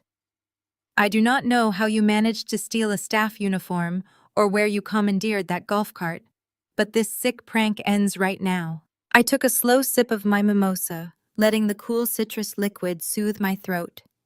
I did not offer a single word of correction. The depth of her delusion was truly a medical marvel. Patricia turned her frantic attention to Chemo, the massive security guard standing near the gatehouse console. "Arrest her!" Patricia demanded, her voice growing shrill and hysterical. "She is clearly a disgruntled, low-level employee who has stolen resort property just to harass us. She works for the company that manages the travel miles, and she is doing this out of pure spite because she is jealous of her brother. Arrest her and open these gates." Chemo did not even look at my mother. He kept his eyes fixed straight ahead, maintaining absolute professional stillness. Before Patricia could launch into another screaming fit, the sound of tires crunching on the gravel path behind me drew everyone's attention. A sleek black Mercedes Maybach SUV glided silently out from the lush canopy of palm trees and pulled up directly behind my golf cart. The driver stepped out instantly and opened the rear door. Marcus, the general manager of Pacific Elite Resort, stepped out into the sunlight. He was wearing an impeccably tailored tropical wool suit, looking sharp-focused and entirely in command. He walked directly toward me, completely ignoring the sweating, red-faced group of people pressed against the outside of the iron gates. He stopped a respectful distance away, bowed his head slightly, and folded his hands in front of him. "Madam CEO," Marcus said, his voice projecting clearly and carrying absolute, unwavering authority. "The executive team is ready for your quarterly financial review in the main boardroom whenever you wish to proceed." He then cast a brief clinical glance over his shoulder at Brandon and my parents. "Shall I have the local authorities clear these trespassers from the perimeter?" The title, Madam CEO, hit my family like a physical shockwave. It was a localized earthquake that shattered their entire perception of reality. Richard stumbled backward, letting out a soft, wheezing gasp. He had to physically brace his hand against the towering stone pillar of the gatehouse to keep his knees from buckling. Ashley let out a small, strangled whimper, grabbing her twin boys by their shoulders and pulling them behind her legs, as if I might suddenly reach through the heavy iron bars and snatch them away. But Brandon's reaction was the most spectacular. His jaw was clenched so tight I thought his teeth might splinter into pieces. His eyes darted wildly between Marcus, the armed guards, the massive, sprawling estate behind me, and finally settling on my face. His brain was desperately trying to process how the sister he had deemed a worthless, subservient failure was standing on a multi-million-dollar private island estate, being formally addressed as the chief executive officer. His golden boy facade was cracking, fracturing into 1,000 irreparable pieces right in front of his parents. Brandon could not handle the reality of his own utter insignificance. Desperate to regain control of a narrative that was already dead and buried, he forced a loud, frantic laugh. The sound was harsh and metallic, echoing unnaturally against the stone walls. "Wow!" Brandon barked out, wiping his soaking wet forehead with the back of his wrinkled dress shirt sleeve. "Okay, you got us, Rachel. What an amazing surprise." He stepped closer to the gate, clapping his hands together with manufactured enthusiasm. "You really had us going there for a minute. You bought the resort. That is fantastic news. Congratulations on your success. I always knew you had it in you." He turned his back on me and faced Chemo and the other guard, puffing out his chest and attempting to project his usual arrogant authority. "See," Brandon said, gesturing broadly toward me. "I told you there was a massive misunderstanding. My sister owns the place. Now stop wasting our time and open these gates immediately. We have had a massively long flight and my children are exhausted. Send down a fleet of luggage carts and have a bottle of your best chilled champagne sent up to the master executive villa." I did not move an inch. I did not blink. I simply lowered my crystal flute and looked directly at the security team. "Keep the gates sealed." I commanded, my voice flat, cold, and completely devoid of emotion. "No one on that side of the iron enters the property." Chemo nodded firmly. "Yes, Madam CEO." Brandon spun back around, his fake enthusiastic smile dropping instantly into a mask of pure, unadulterated rage. The veins in his neck bulged against his collar. "Rachel, stop playing around right now," he demanded, stepping up and gripping the iron bars with both hands. Dad just spent $60,000 of his own retirement money to get us here because of your little banking stunt with my travel miles. The joke is officially over. We are tired, we are hot, and we are hungry. Open the damn gate and let your family in. There is no joke, Brandon, I said, stepping away from the golf cart and walking right up to the wrought iron gates. The thick black metal bars separated us, a perfect physical manifestation of the permanent boundary I was finally enforcing. You are not coming in. Not today. Not tomorrow. Not ever. You do not have a reservation. You do not have a villa. You do not even have the cab fare to get your screaming children back to the commercial airport. Patricia pushed past Brandon, pressing her face dangerously close to the iron bars. Her eyes were wide and frantic. Rachel, you listen to me right now! Patricia cried out, her voice shrill and trembling with hysterical indignation. You are our daughter. We are your family. You will not leave us standing out here on the street in this miserable heat like common beggars. Your brother has had a very stressful week with his bank accounts being frozen, and you are going to show him some respect. Open this gate immediately, or I swear to you I will never forgive you for this. I looked at the woman who had spent my entire 32 years of existence telling me I was worthless. I looked at the mother who had treated me like an unpaid servant, demanding I sacrifice my weekends, my savings, and my dignity to cater to the endless whims of her favorite son. I felt absolutely nothing for her. The well of my empathy was completely permanently dry. I turned away from the gate and walked back to my golf cart. I set my empty mimosa glass down in the cup holder. Reaching into the secure front storage compartment, I pulled out the thick, heavy dossier my financial investigation team had compiled during my flight over the Pacific. It was bound in a premium black leather folder. Inside those pages was the absolute devastating truth of their miserable, fraudulent existence. I walked slowly back to the heavy iron gates. The heat radiating off the asphalt was intense, but I felt perfectly cool, perfectly insulated in my sanctuary. I did not look at Brandon, whose face was purple with suppressed rage. I did not look at Patricia, who was still sobbing and demanding entry. I did not look at Ashley or the crying children. I looked directly at my father. Richard was pale, his skin taking on a sickly gray hue under the harsh tropical sun. His breathing was shallow and erratic. He looked like a broken man who had already realized he had lost everything and was simply waiting for the final executioner's blow. He stared at me through the bars, his eyes filled with a terrifying, profound realization. I slipped the thick black leather folder sideways through the gap in the iron bars, holding it out toward him. The heavy weight of the paper inside mirrored the crushing, toxic debt that was about to bury him alive.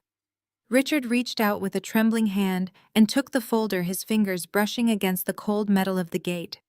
Since you paid for this trip, Dad, I said, keeping my voice perfectly even, and my eyes locked mercilessly on his. You should see what you actually bought. Richard stared down at the thick black leather folder in his trembling hands, as if it were a live explosive. The oppressive Hawaiian sun beat down on his shoulders, but he looked completely frozen, paralyzed by a sudden, deep-rooted terror.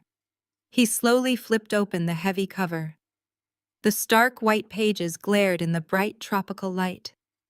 I stood perfectly still, watching the exact moment the final fragile pillars of his reality began to snap. The very first document in the stack was printed on the official heavy cardstock of Brandon's former investment firm. It was a formal termination notice. At the top right corner, stamped in stark red ink, was the date. It was from exactly 2 years and 4 months ago. Brandon lunged forward, suddenly breaking his paralyzed silence. His hand shot out desperately, trying to snatch the folder away from our father. Dad, do not look at that. Brandon shouted, his voice cracking into a panicked squeak. It is fake. She forged it to make me look bad. Before Brandon's fingers could even graze the leather cover, Chemo moved. The massive security guard stepped forward with terrifying speed, intercepting Brandon's arm and shoving him backward with a single effortless motion. Brandon stumbled over his own feet and crashed hard into one of the rolling suitcases, landing in a tangled heap on the hot cobblestones. Do not approach, the principal. Chemo rumbled, his hand resting casually near his tactical belt. Step back, sir. Richard did not even look up at his son falling. His eyes were glued to the termination letter. His lips moved silently as he read the words outlining gross negligence, unethical financial practices, and immediate dismissal for cause.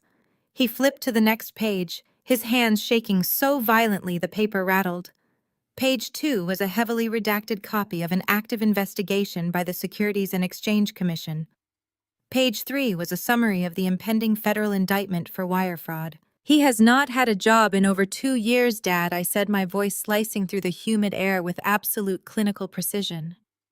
Every morning, when he put on his custom-tailored suits and told you he was heading to the executive boardroom, he was actually sitting in coffee shops, desperately trying to secure illegal shadow loans to cover his tracks. He is not a millionaire.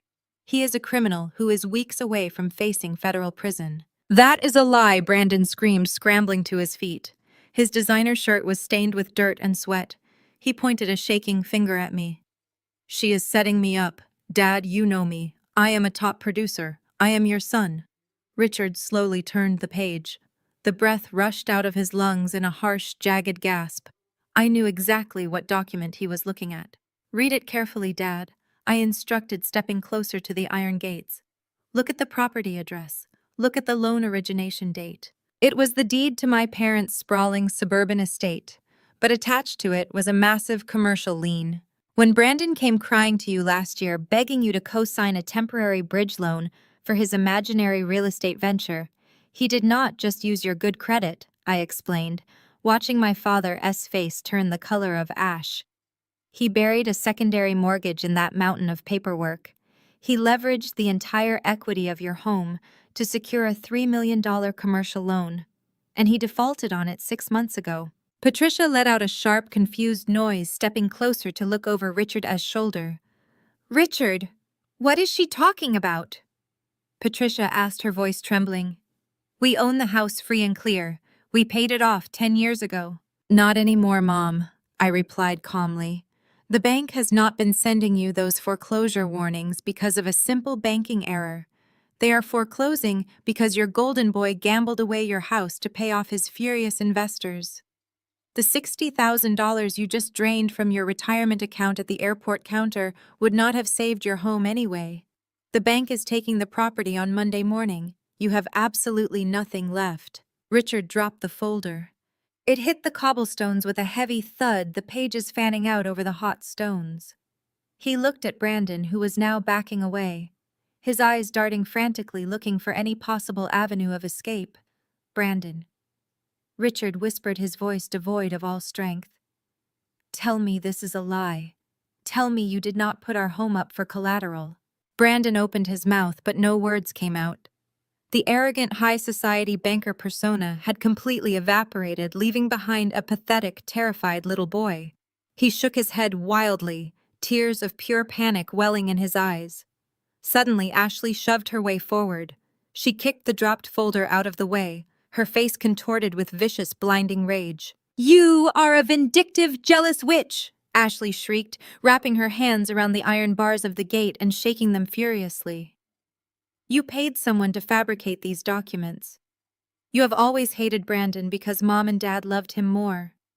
You are just a bitter, lonely loser trying to ruin our family because you have nobody of your own." "Dad, do not listen to a word she says. She is a psychopath." I did not raise my voice. I did not react to her insults. I simply turned back to my golf cart, reached into the storage compartment, and pulled out a second folder. This one was bound in bright red leather. I walked back to the gate and slid it through the bars, directly into Patricia's hands.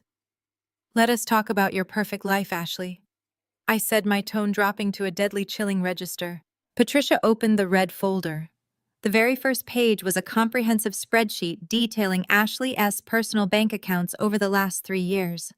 Highlighted in bright yellow were dozens of wire transfers coming directly from Patricia's personal savings account.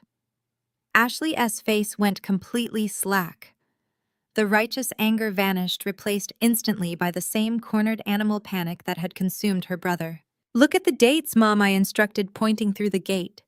"Look at the exact days you wired Ashley $10,000 for the twins' elite private school tuition. Look at the 15,000 you sent her for the new roof on her house. Now look at the second page. Patricia flipped the page, her hands moving mechanically. The next document was a ledger from an offshore account tracing the final destination of those exact funds. Ashley's husband is not just a failed regional manager. I stated the truth, ringing out loud and clear for the armed guards, the estate manager, and my entire ruined family to hear. He is a degenerate gambling addict. Every single time Ashley came crying to you about a surprise medical bill or a sudden hike in property taxes, she was lying to your face.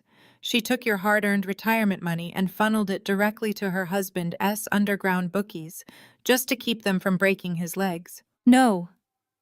Ashley gasped, stepping back and shaking her head frantically. No, Mom, that is not true. She hacked my accounts. This is illegal. You cannot look at my banking records. Your husband owes $250,000 to very dangerous people. Ashley, I continued mercilessly. Your house is underwater. Your cars are weeks away from being repossessed. And you dragged your 5 children across the ocean on fraudulent tickets because you thought you could hide out in my resort while your parents footing the bill. The silence that followed was absolute and heavy. The tropical birds in the trees seemed to have stopped singing. The only sound was the low, rhythmic sobbing of Ashley's twin boys, who were clutching their mother's dress, thoroughly terrified by the raw tension suffocating the adults. Patricia stood completely still, holding the red folder. Her eyes scanned the documents, the offshore transfers, the gambling receipts, the endless, continuous stream of lies her children had fed her. She looked at Brandon, who was staring at the ground, refusing to make eye contact. She looked at Ashley, who was openly weeping, now her hands covering her face. For 3 decades, Patricia had built her entire identity around the success of her golden children. She had paraded them in front of her country club friends, bragging about their wealth, their brilliant marriages, and their flawless lives. She had actively, openly rejected me, humiliated me, and pushed me aside because I did not fit into her grand delusion of perfection. She had funded their lies, enabled their entitlement, and sacrificed her own security to keep their imaginary empires afloat. The realization hit her with the force of a freight train. The perfect children she had worshipped had bled her dry. They had stolen her home. They had stolen her retirement. They had stripped her of every single asset she possessed, and they had done it while smiling to her face and demanding more. Patricia's knees gave out. She collapsed straight down onto the blazing hot asphalt of the driveway, dropping the red folder. She did not try to catch herself. She just fell, letting out a sound that was less of a cry and more of a deeply broken, hollow wail. It was the sound of a woman whose entire universe had just been fundamentally, violently erased. Richard did not move to help her. He stood frozen, staring blankly at the massive iron gates separating them from my pristine sanctuary. He had $60,000 worth of useless return tickets in his pocket, $0 in his bank account, and a home that now belonged to a commercial lender. They were stranded in paradise with no money, no shelter, and the sudden horrifying knowledge that their lives were completely, definitively over. I looked down at my mother sobbing on the ground. I looked at my brother and sister who had finally been stripped of their arrogant armor. I felt a profound, immense wave of peace wash over my soul. The ledger was finally balanced. Marcus stepped up beside the golf cart, adjusting his suit jacket. "Madam CEO," he asked quietly, his voice perfectly neutral. "Would you like me to contact the local authorities to clear the driveway now?" I took a final look at the miserable, broken people on the other side of the gate. "Yes, Marcus," I said, turning my back on them and climbing into the golf cart. "Have security remove them. They are ruining the view."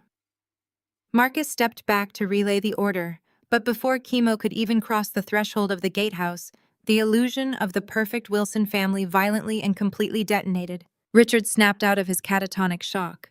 The ashen gray of his complexion was instantly swallowed by a violent mottled purple that crept up his neck and flooded his face. The reality of his stolen retirement, the secret second mortgage, and the impending foreclosure erased 30 years of carefully cultivated suburban dignity in a matter of seconds. He let out a primal, guttural roar that echoed off the stone walls of the estate. Richard lunged forward and grabbed Brandon by the collar of his sweat-drenched designer shirt. The sheer force of the impact slammed Brandon back against a stack of hard-shell luggage. The suitcases tumbled over, spilling onto the hot asphalt, but Richard did not care. He twisted the expensive fabric of Brandon's shirt in his fists, lifting his golden boy onto his tiptoes. "You stole our home!" Richard screamed, his voice cracking with a terrifying mixture of rage and profound devastation. "I worked for 40 years to pay off that mortgage. I gave you every advantage, every dime of capital you ever asked for, and you forged my signature to fund a fake life. You are going to federal prison, Brandon." Brandon raised his hands defensively, his face contorted in absolute panic. His eyes darted wildly toward the armed security guards, looking for a rescue that was never going to come. "Dad, please just listen to me," Brandon stammered, his voice pitching into a pathetic whine. "It was just a bridge loan. The market took a bad turn.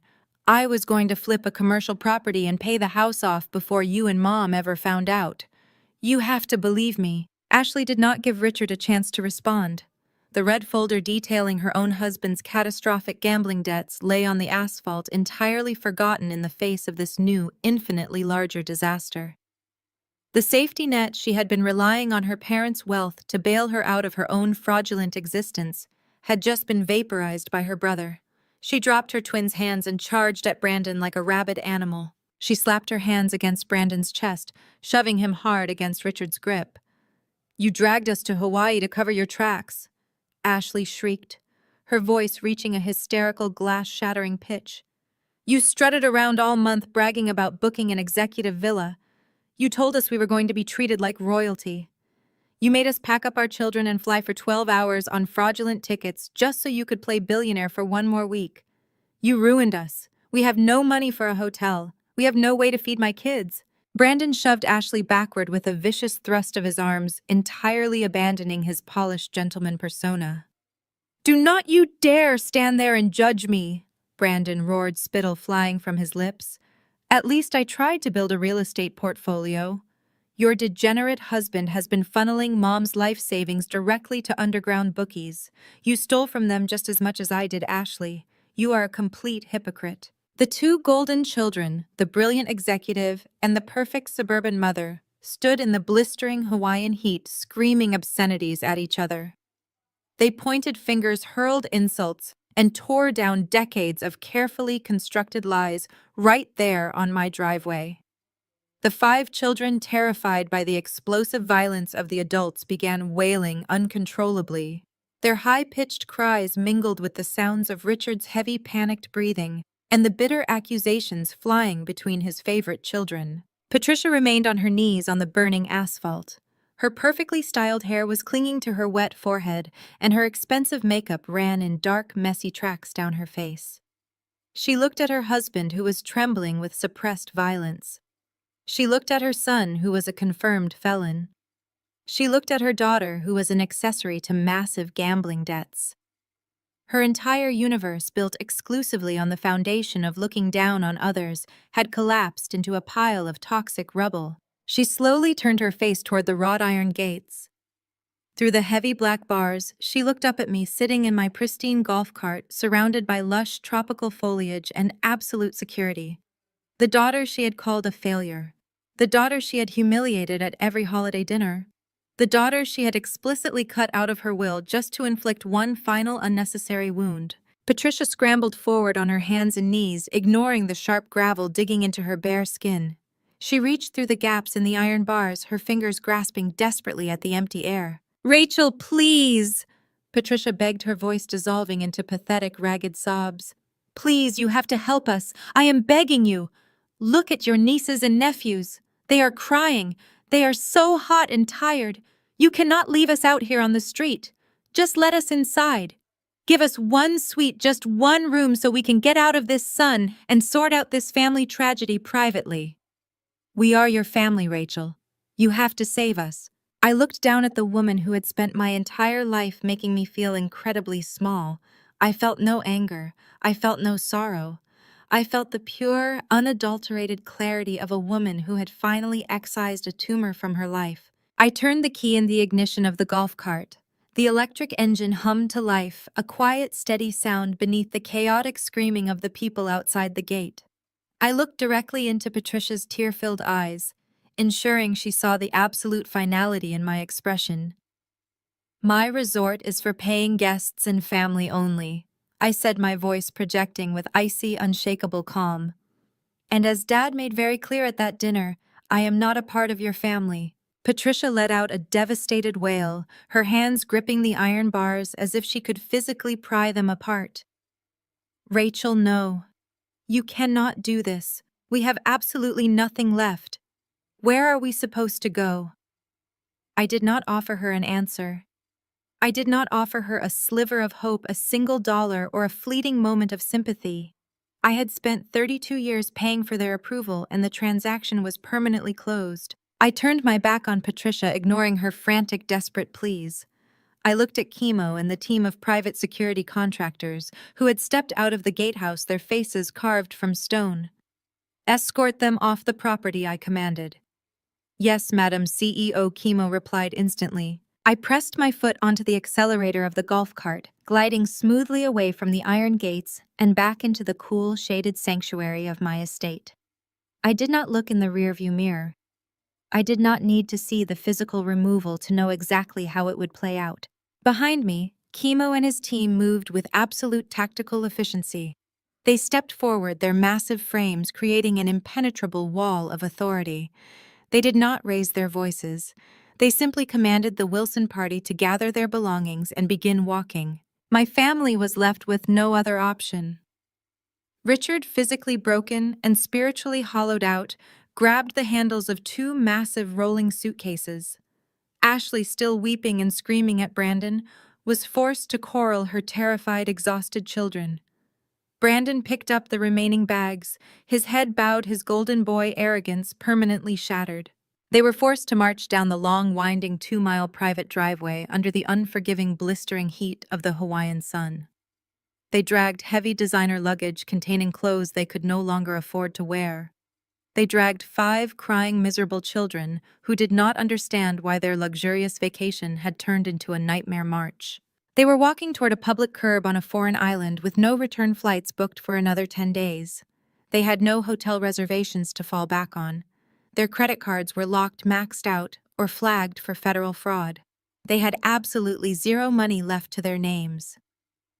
The illusion was dead, and the reality awaiting them at the end of that driveway was catastrophic debt, criminal indictments, and total ruin. As the quiet hum of my golf cart carried me deeper into the lush, vibrant paradise I had built with my own hands, I took a deep breath of the sweet, ocean-scented air.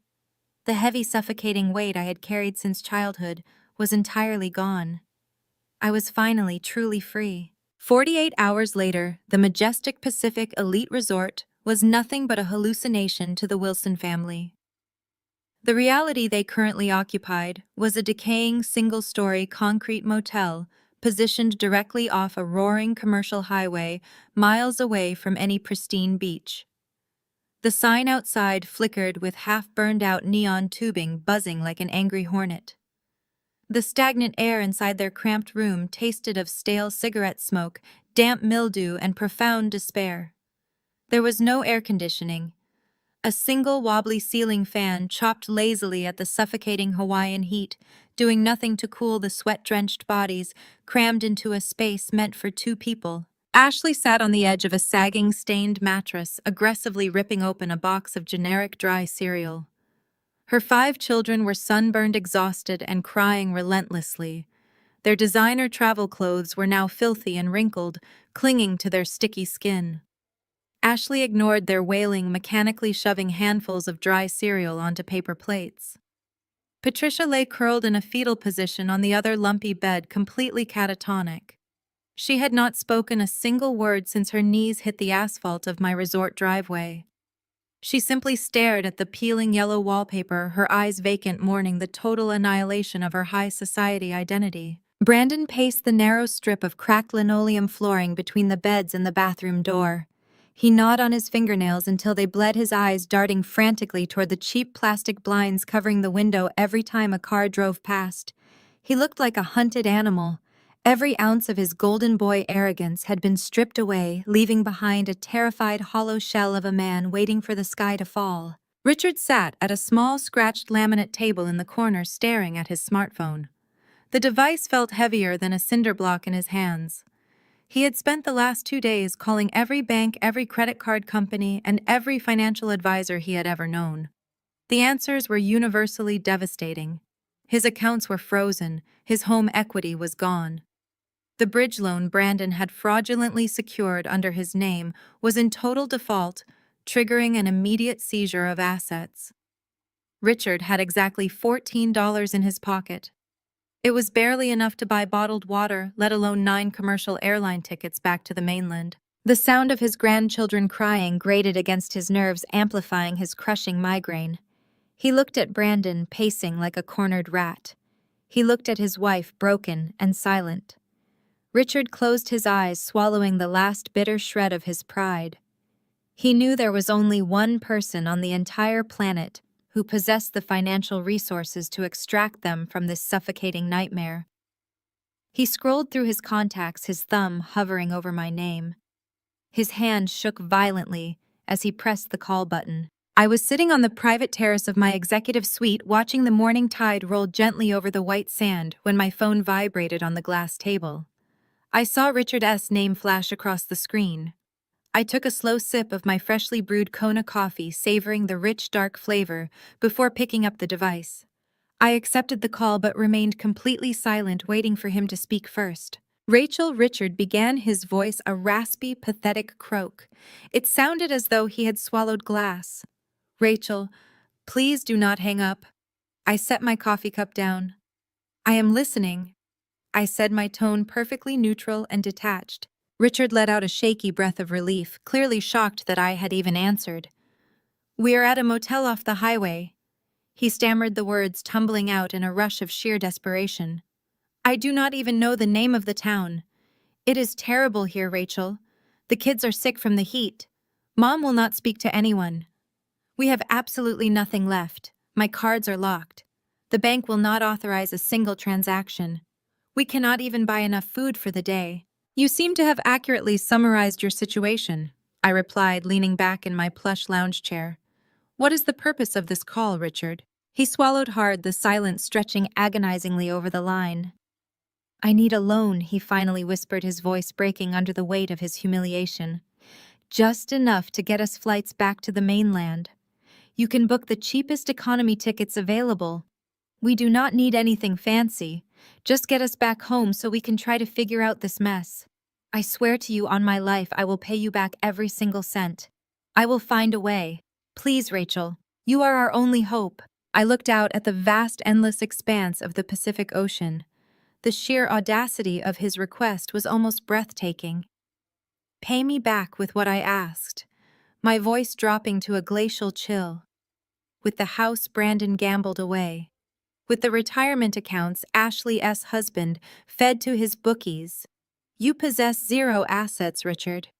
You have a negative net worth. A bank would not loan you the money to buy a value meal, let alone 9 Trans-Pacific airline tickets. You are a terrible investment. The brutal financial truth ignited a sudden, desperate fury inside him. The groveling patriarch vanished, replaced instantly by the demanding, authoritative father who had dictated my entire existence. Do not speak to me like I am one of your corporate subordinates, Richard yelled into the phone, his voice echoing sharply in the background of the motel room. We are your family. We raised you. We put food in your mouth and a roof over your head.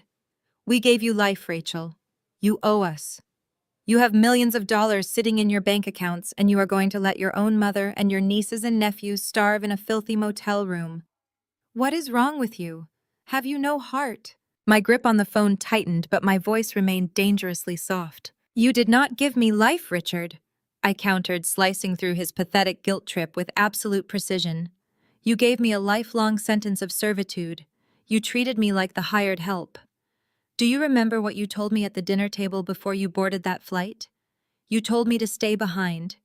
You told me to clean the house, watch the dog, and make sure the carpets were vacuumed, while you took your real family on a luxury vacation funded by my travel miles. You told me my purpose was to facilitate Brandon's success. Rachel, please! Richard pleaded, the anger draining out of him as quickly as it had erupted. I was wrong. I see that now. Brandon lied to all of us. He destroyed this family, but you cannot punish the children for his mistakes. I am not punishing anyone, I said smoothly. I am simply enforcing the exact boundaries you established. You wanted a vacation exclusively for your elite successful children. I am letting you enjoy the reality of their success. I will not be sending you a single cent. I will not be booking your flights. You are entirely on your own. Richard let out a strangled sob. You cannot do this. Rachel, we will die out here. You have to help us. What are we supposed to do about Brandon? His face is all over the news back home. Oh, you do not need to worry about booking a flight for Brandon, I said, a cold smile touching my lips. His transportation back to the mainland has already been entirely arranged. Richard stopped breathing. The line went dead silent save for the static hum of the connection. What do you mean? Richard whispered, terror bleeding back into his voice. I mean that a comprehensive dossier detailing massive corporate fraud does not just belong in your hands, I explained methodically. Brandon did not just forge your signature on a second mortgage. He actively engaged in interstate wire fraud, using federal banking channels to funnel non-existent capital into shadow accounts. He committed corporate identity theft on a massive scale. And unlike you, I do not coddle criminals. What did you do? Richard gasped. I made a phone call to the Federal Bureau of Investigation, I stated clearly. I handed over every single piece of financial evidence my team uncovered. I provided them with his exact location. Your golden boy is a flight risk with a history of fabricating documents. The federal authorities tend to take that combination very seriously. Rachel, no, Richard screamed, the sound tearing through his throat. You turned your own brother in. He will not survive prison. You have to call them back. Tell them it was a mistake. Tell them you will cover his debts. You have the money. I am afraid it is entirely out of my hands now, I replied. As if summoned by my words, a new sound began to bleed through the phone's audio feed. It started as a distant wailing, but grew rapidly louder within seconds. It was the sharp, piercing scream of multiple police sirens approaching down the commercial highway. In the cramped motel room, Brandon froze. The pacing stopped instantly. He stared at the flimsy window as the sound of the sirens violently amplified, vibrating against the thin glass. Flashing red and blue lights suddenly sliced through the gaps in the cheap plastic blinds, painting the grimy walls in rhythmic, frantic bursts of color. No, Brandon shrieked, his voice reaching a pitch of pure animal terror. No, no, no. He scrambled backward, tripping over Ashley's legs and crashing into the bathroom door. He clawed at the doorknob, desperately trying to lock himself inside a room with no escape. Over the phone, I could hear the sheer chaos erupting. Ashley was screaming, pulling her crying children into the corner. Patricia was wailing uncontrollably. Honolulu Police Department. A booming voice roared outside the motel room, perfectly audible over the phone line. Open the door. Keep your hands visible. Rachel, help us. Richard begged, weeping openly into the receiver. Please do something. There was a massive splintering crash as the cheap wooden door of the motel room was violently kicked open. Heavy tactical boots slammed against the linoleum floor. Multiple voices began shouting overlapping commands in the confined space. Brandon Wilson dropped to the ground. Put your hands behind your back. Do it now. I listened to the sound of a brief, pathetic struggle followed by the heavy thud of Brandon being forced face down onto the cracked floor. I heard the sharp metallic click of handcuffs locking into place. Brandon Wilson, you are under arrest for interstate wire fraud and felony identity theft, an officer stated firmly, his voice ringing out over the sounds of Ashley and Patricia screaming. You have the right to remain silent. Anything you say can and will be used against you in a court of law. I listened to the Miranda rights being read to the brother who had tormented me for my entire life. I listened to my father sobbing helplessly, unable to fix the reality he had enabled. I took a deep breath of the fresh ocean air, closing my eyes and letting the warmth of the Hawaiian sun wash over my face. Enjoy your vacation, Dad, I whispered into the receiver. I ended the call and tossed the phone onto the glass table. I picked up my coffee cup, perfectly content to watch the tide roll in. 6 months had passed since the flashing red and blue lights of the Honolulu police cruisers painted the grimy walls of that highway motel. 6 months since the illusion of the flawless Wilson family had been systematically dismantled and publicly broadcasted for the world to witness. The dust had finally settled, leaving behind a landscape of utter devastation for the people who had once made it their life mission to ensure my misery. Time is a remarkably efficient judge, and the verdicts handed down to my family were absolute. Richard and Patricia were no longer the reigning monarchs of their pristine suburban country club. The massive colonial home with its perfectly manicured lawns, sweeping driveways, and marble fountains was gone. It had not been a dignified exit. The bank had seized the property with ruthless speed to cover the catastrophic defaults triggered by Brandon's fraudulent second mortgage. To avoid complete personal bankruptcy and to fund the astronomical legal defense fees their golden boy required, my parents had been forced to liquidate every remaining asset they possessed.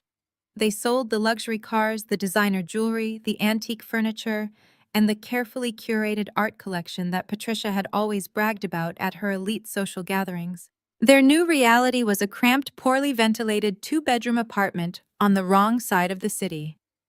There were no more catered dinner parties or spontaneous weekend trips to Napa Valley. Instead, there was only the suffocating weight of debt, the smell of cheap cooking oil from neighboring units, and the deafening silence of their former high society friends. The moment the federal indictments became public knowledge, their entire social circle vanished, evaporating like mist over a hot griddle. The people they had spent decades trying to impress wanted absolutely nothing to do with a family embroiled in federal wire fraud. Brandon was currently residing in a federal holding facility awaiting his official sentencing. The arrogant swagger, the custom-tailored Italian suits, the booming voice of a self-proclaimed master of the universe, had all been replaced by a standard-issue orange jumpsuit and the stark, terrifying reality of a concrete cell. His high-powered defense attorneys had already informed Richard and Patricia that a plea deal was impossible. The sheer volume of incontrovertible evidence my financial investigation team had handed over to the FBI left no room for negotiation. Brandon was looking at a decade behind bars. The golden child had finally flown too close to the sun, and the resulting crash had incinerated his entire future. He was entirely stripped of his power, his title, and his unearned pride. Ashley's situation was a different brand of poetic justice. When the depth of her husband's underground gambling debts became public knowledge, the man simply vanished. He cleaned out the last few $100s from their joint checking account, packed a single duffel bag in the dead of night, and fled. He left Ashley completely broke and alone to face the wrath of his bookies and the aggressive collection agencies. She was now a single mother to 5 children living in a rented townhouse she could not afford, desperately applying for the same entry-level retail jobs she had spent her entire adult life mocking. The safety net of her parents' wealth had been shredded into confetti, and the cold, hard concrete of the real world had risen up to meet her with brutal force. Her luxury SUV had been repossessed in the middle of the night, and she was forced to rely on public transportation, dragging her screaming children onto crowded buses. I was sitting in my private office, reviewing the final blueprints for a new eco-friendly luxury development on the southern coast of the island, when my personal phone buzzed on the polished mahogany desk. The caller ID displayed a number I had not seen in half a year. I had changed my primary contact information immediately after the incident at the gates, but I maintained this older encrypted line specifically for monitoring legal updates regarding Brandon's trial. I did not pick it up. I let it go straight to voicemail, focusing instead on the architectural renderings in front of me. A minute later, the notification chimed, indicating a recorded message. I leaned back in my ergonomic leather chair, tapped the glass screen, and put the device on speakerphone. The audio was instantly filled with the wet, ragged sound of heavy weeping. It was a calculated, theatrical performance designed to elicit maximum guilt and manipulate my deepest insecurities. "Rachel, please," it was Patricia, her voice trembling with manufactured fragility and forced desperation. "I know you are angry. I know we made mistakes. But we are living in an absolute nightmare. Your father can barely get out of bed. Brandon is terrified of what is going to happen to him. Ashley is completely overwhelmed and crying every single day. We just wanted a nice anniversary vacation. That is all we wanted. We should have loved you more. We know that now. Please just call us back. Please come home and help your family fix this tragedy. I listened to exactly 5 seconds of that pathetic, manipulative plea.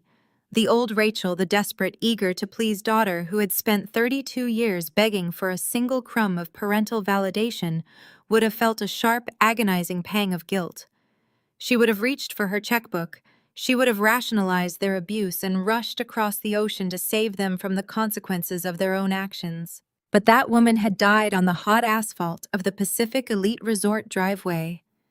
The woman sitting in the CEO's chair simply smiled.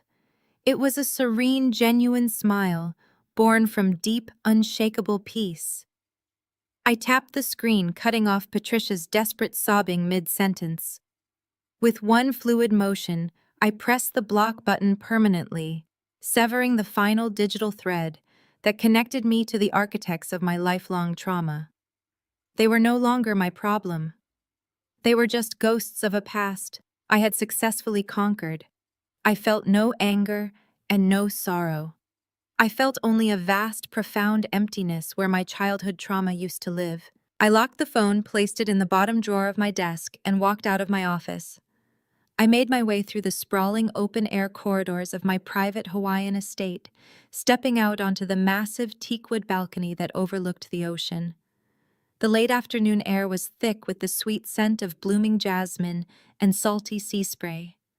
The sky above the Pacific Ocean was beginning to put on its spectacular evening display, painting the horizon in brilliant strokes of crushed violet, deep magenta, and burning gold. I was not standing there alone. The expansive lanai was filled with the vibrant, joyous sounds of genuine laughter and authentic connection. I looked around at the people gathered on the deck. These were the individuals who had chosen me when I was nothing but an exhausted junior executive working out of a tiny studio apartment. They were my chosen family, bound not by toxic bloodlines, but by mutual respect, loyalty, and unconditional love. Marcus, my brilliant general manager, was standing by the outdoor kitchen, expertly mixing craft cocktails and sharing a loud joke with Kimo. Kimo looked entirely different out of his tactical security uniform, wearing a bright floral shirt and a relaxed, wide grin as he manned the massive outdoor grill. My closest friends from my early struggling days, the ones who had brought me soup when I was sick and celebrated my first minor business victories, were lounging on the plush outdoor sofas, completely at ease in the luxurious surroundings. They did not care about the title of CEO or the zeros in my bank account. They cared about Rachel the person. They celebrated my mind, my ambition, and my spirit. And then there was Daniel. He walked up behind me, sliding his strong arms around my waist and pressing a soft, warm kiss to my temple. He handed me a crystal flute filled with chilled, sparkling cider. Daniel had been there long before the multi-million-dollar acquisitions and the private island resorts. He had been there when I was terrified to take out my first commercial business loan. He had seen my scars, understood my fears regarding my family, and loved me with a steady, unwavering devotion that required absolutely no performance on my part. He valued my intellect, my drive, and my heart long before the world recognized my success. "Are you all right?" Daniel asked quietly, his voice a soothing anchor in the gentle ocean breeze. I leaned back against his chest, letting the solid, comforting weight of his presence ground me completely. I closed my eyes for a brief moment, listening to the sound of my friends laughing and the rhythmic crashing of the waves against the cliffs below. "I am perfect," I replied, and it was the absolute, undeniable truth. I turned my gaze back out over the infinite expanse of the ocean, watching the sun slowly dip below the horizon line. For decades, my biological family had wielded their exclusion like a blunt weapon. They had used their country club dinners, their luxury vacations, and their tight-knit golden circle to remind me every single day that I was an outsider. They had treated my independence as a fatal flaw and my quiet determination as a source of endless mockery. They had built a towering monument to their own vanity and demanded that I live in its shadow. But standing here, surrounded by the magnificent, beautiful family I had built entirely from scratch, I finally understood the profound irony of their cruelty. Being publicly violently excluded from their toxic house of cards was not a punishment. It was the greatest gift they could have ever possibly given me. It had completely freed me. It had severed the heavy iron chains of familial obligation that keep so many people trapped in cycles of abuse. It had forced me to forge my own armor, to trust my own exceptional instincts, and to build an empire that relied on absolutely no one but myself. They had tried to bury me under the crushing weight of their impossible expectations and casual disdain. Instead, they had inadvertently planted the seed of their own destruction and laid the unshakable foundation for my ultimate triumph. They had handed me the very fuel I needed to burn their false kingdom to the ground and rise from the ashes. I took a slow, appreciative sip of my drink, letting the crisp bubbles dance on my tongue. I had not just survived the Wilson family. I had not merely escaped their suffocating orbit or outrun their malice. I had completely, definitively conquered them. The warm Hawaiian wind caught my hair as I turned back around to join my true family. A triumphant, unbreakable smile lit up my face, radiating from a soul that was finally entirely whole. I raised my glass to the people who truly mattered, surrounded by the paradise I owned and the love I had earned. The sun finally vanished beneath the waves, leaving behind a sky ablaze with brilliant, untamed light as the scene slowly faded to black. The greatest lesson I learned from watching my biological family collapse under the weight of their own deceit is that true worth is never defined by the people who refuse to see it. For 32 years, I measured my value by the impossible standards of parents who demanded perfection, but rewarded only blind compliance. I exhausted myself trying to earn a seat at a family table that was fundamentally corrupt. What I finally understand now is that walking away from a toxic environment is not a failure of loyalty or a lack of love. It is the ultimate act of self-preservation and profound courage. Blood does not entitle anyone to a lifetime pass for emotional abuse, psychological manipulation, or endless financial bailouts. The moment I stopped viewing my family's cruel exclusion as a punishment and started seeing it as a massive opportunity, my entire world changed for the better. I channeled the immense energy I used to spend begging for their basic approval into building my own empire. True family is never an obligation you are simply born into. It is an intentional, chosen community you build with people who celebrate your strength, respect your boundaries, and stand by you when you have absolutely nothing to offer them but your genuine self. My parents and siblings chose the hollow facade of wealth over genuine connection, and it ultimately destroyed their lives. I chose authenticity, and it set me completely free. You do not have to endure mistreatment just because the people hurting you share your last name. You hold the absolute power to close the door on toxicity and construct a beautiful sanctuary of your own. Share your story in the comments below if you have ever had to walk away from toxic relatives to protect your peace. Please hit the like button and subscribe to the channel for more stories of resilience, boundaries, and triumph.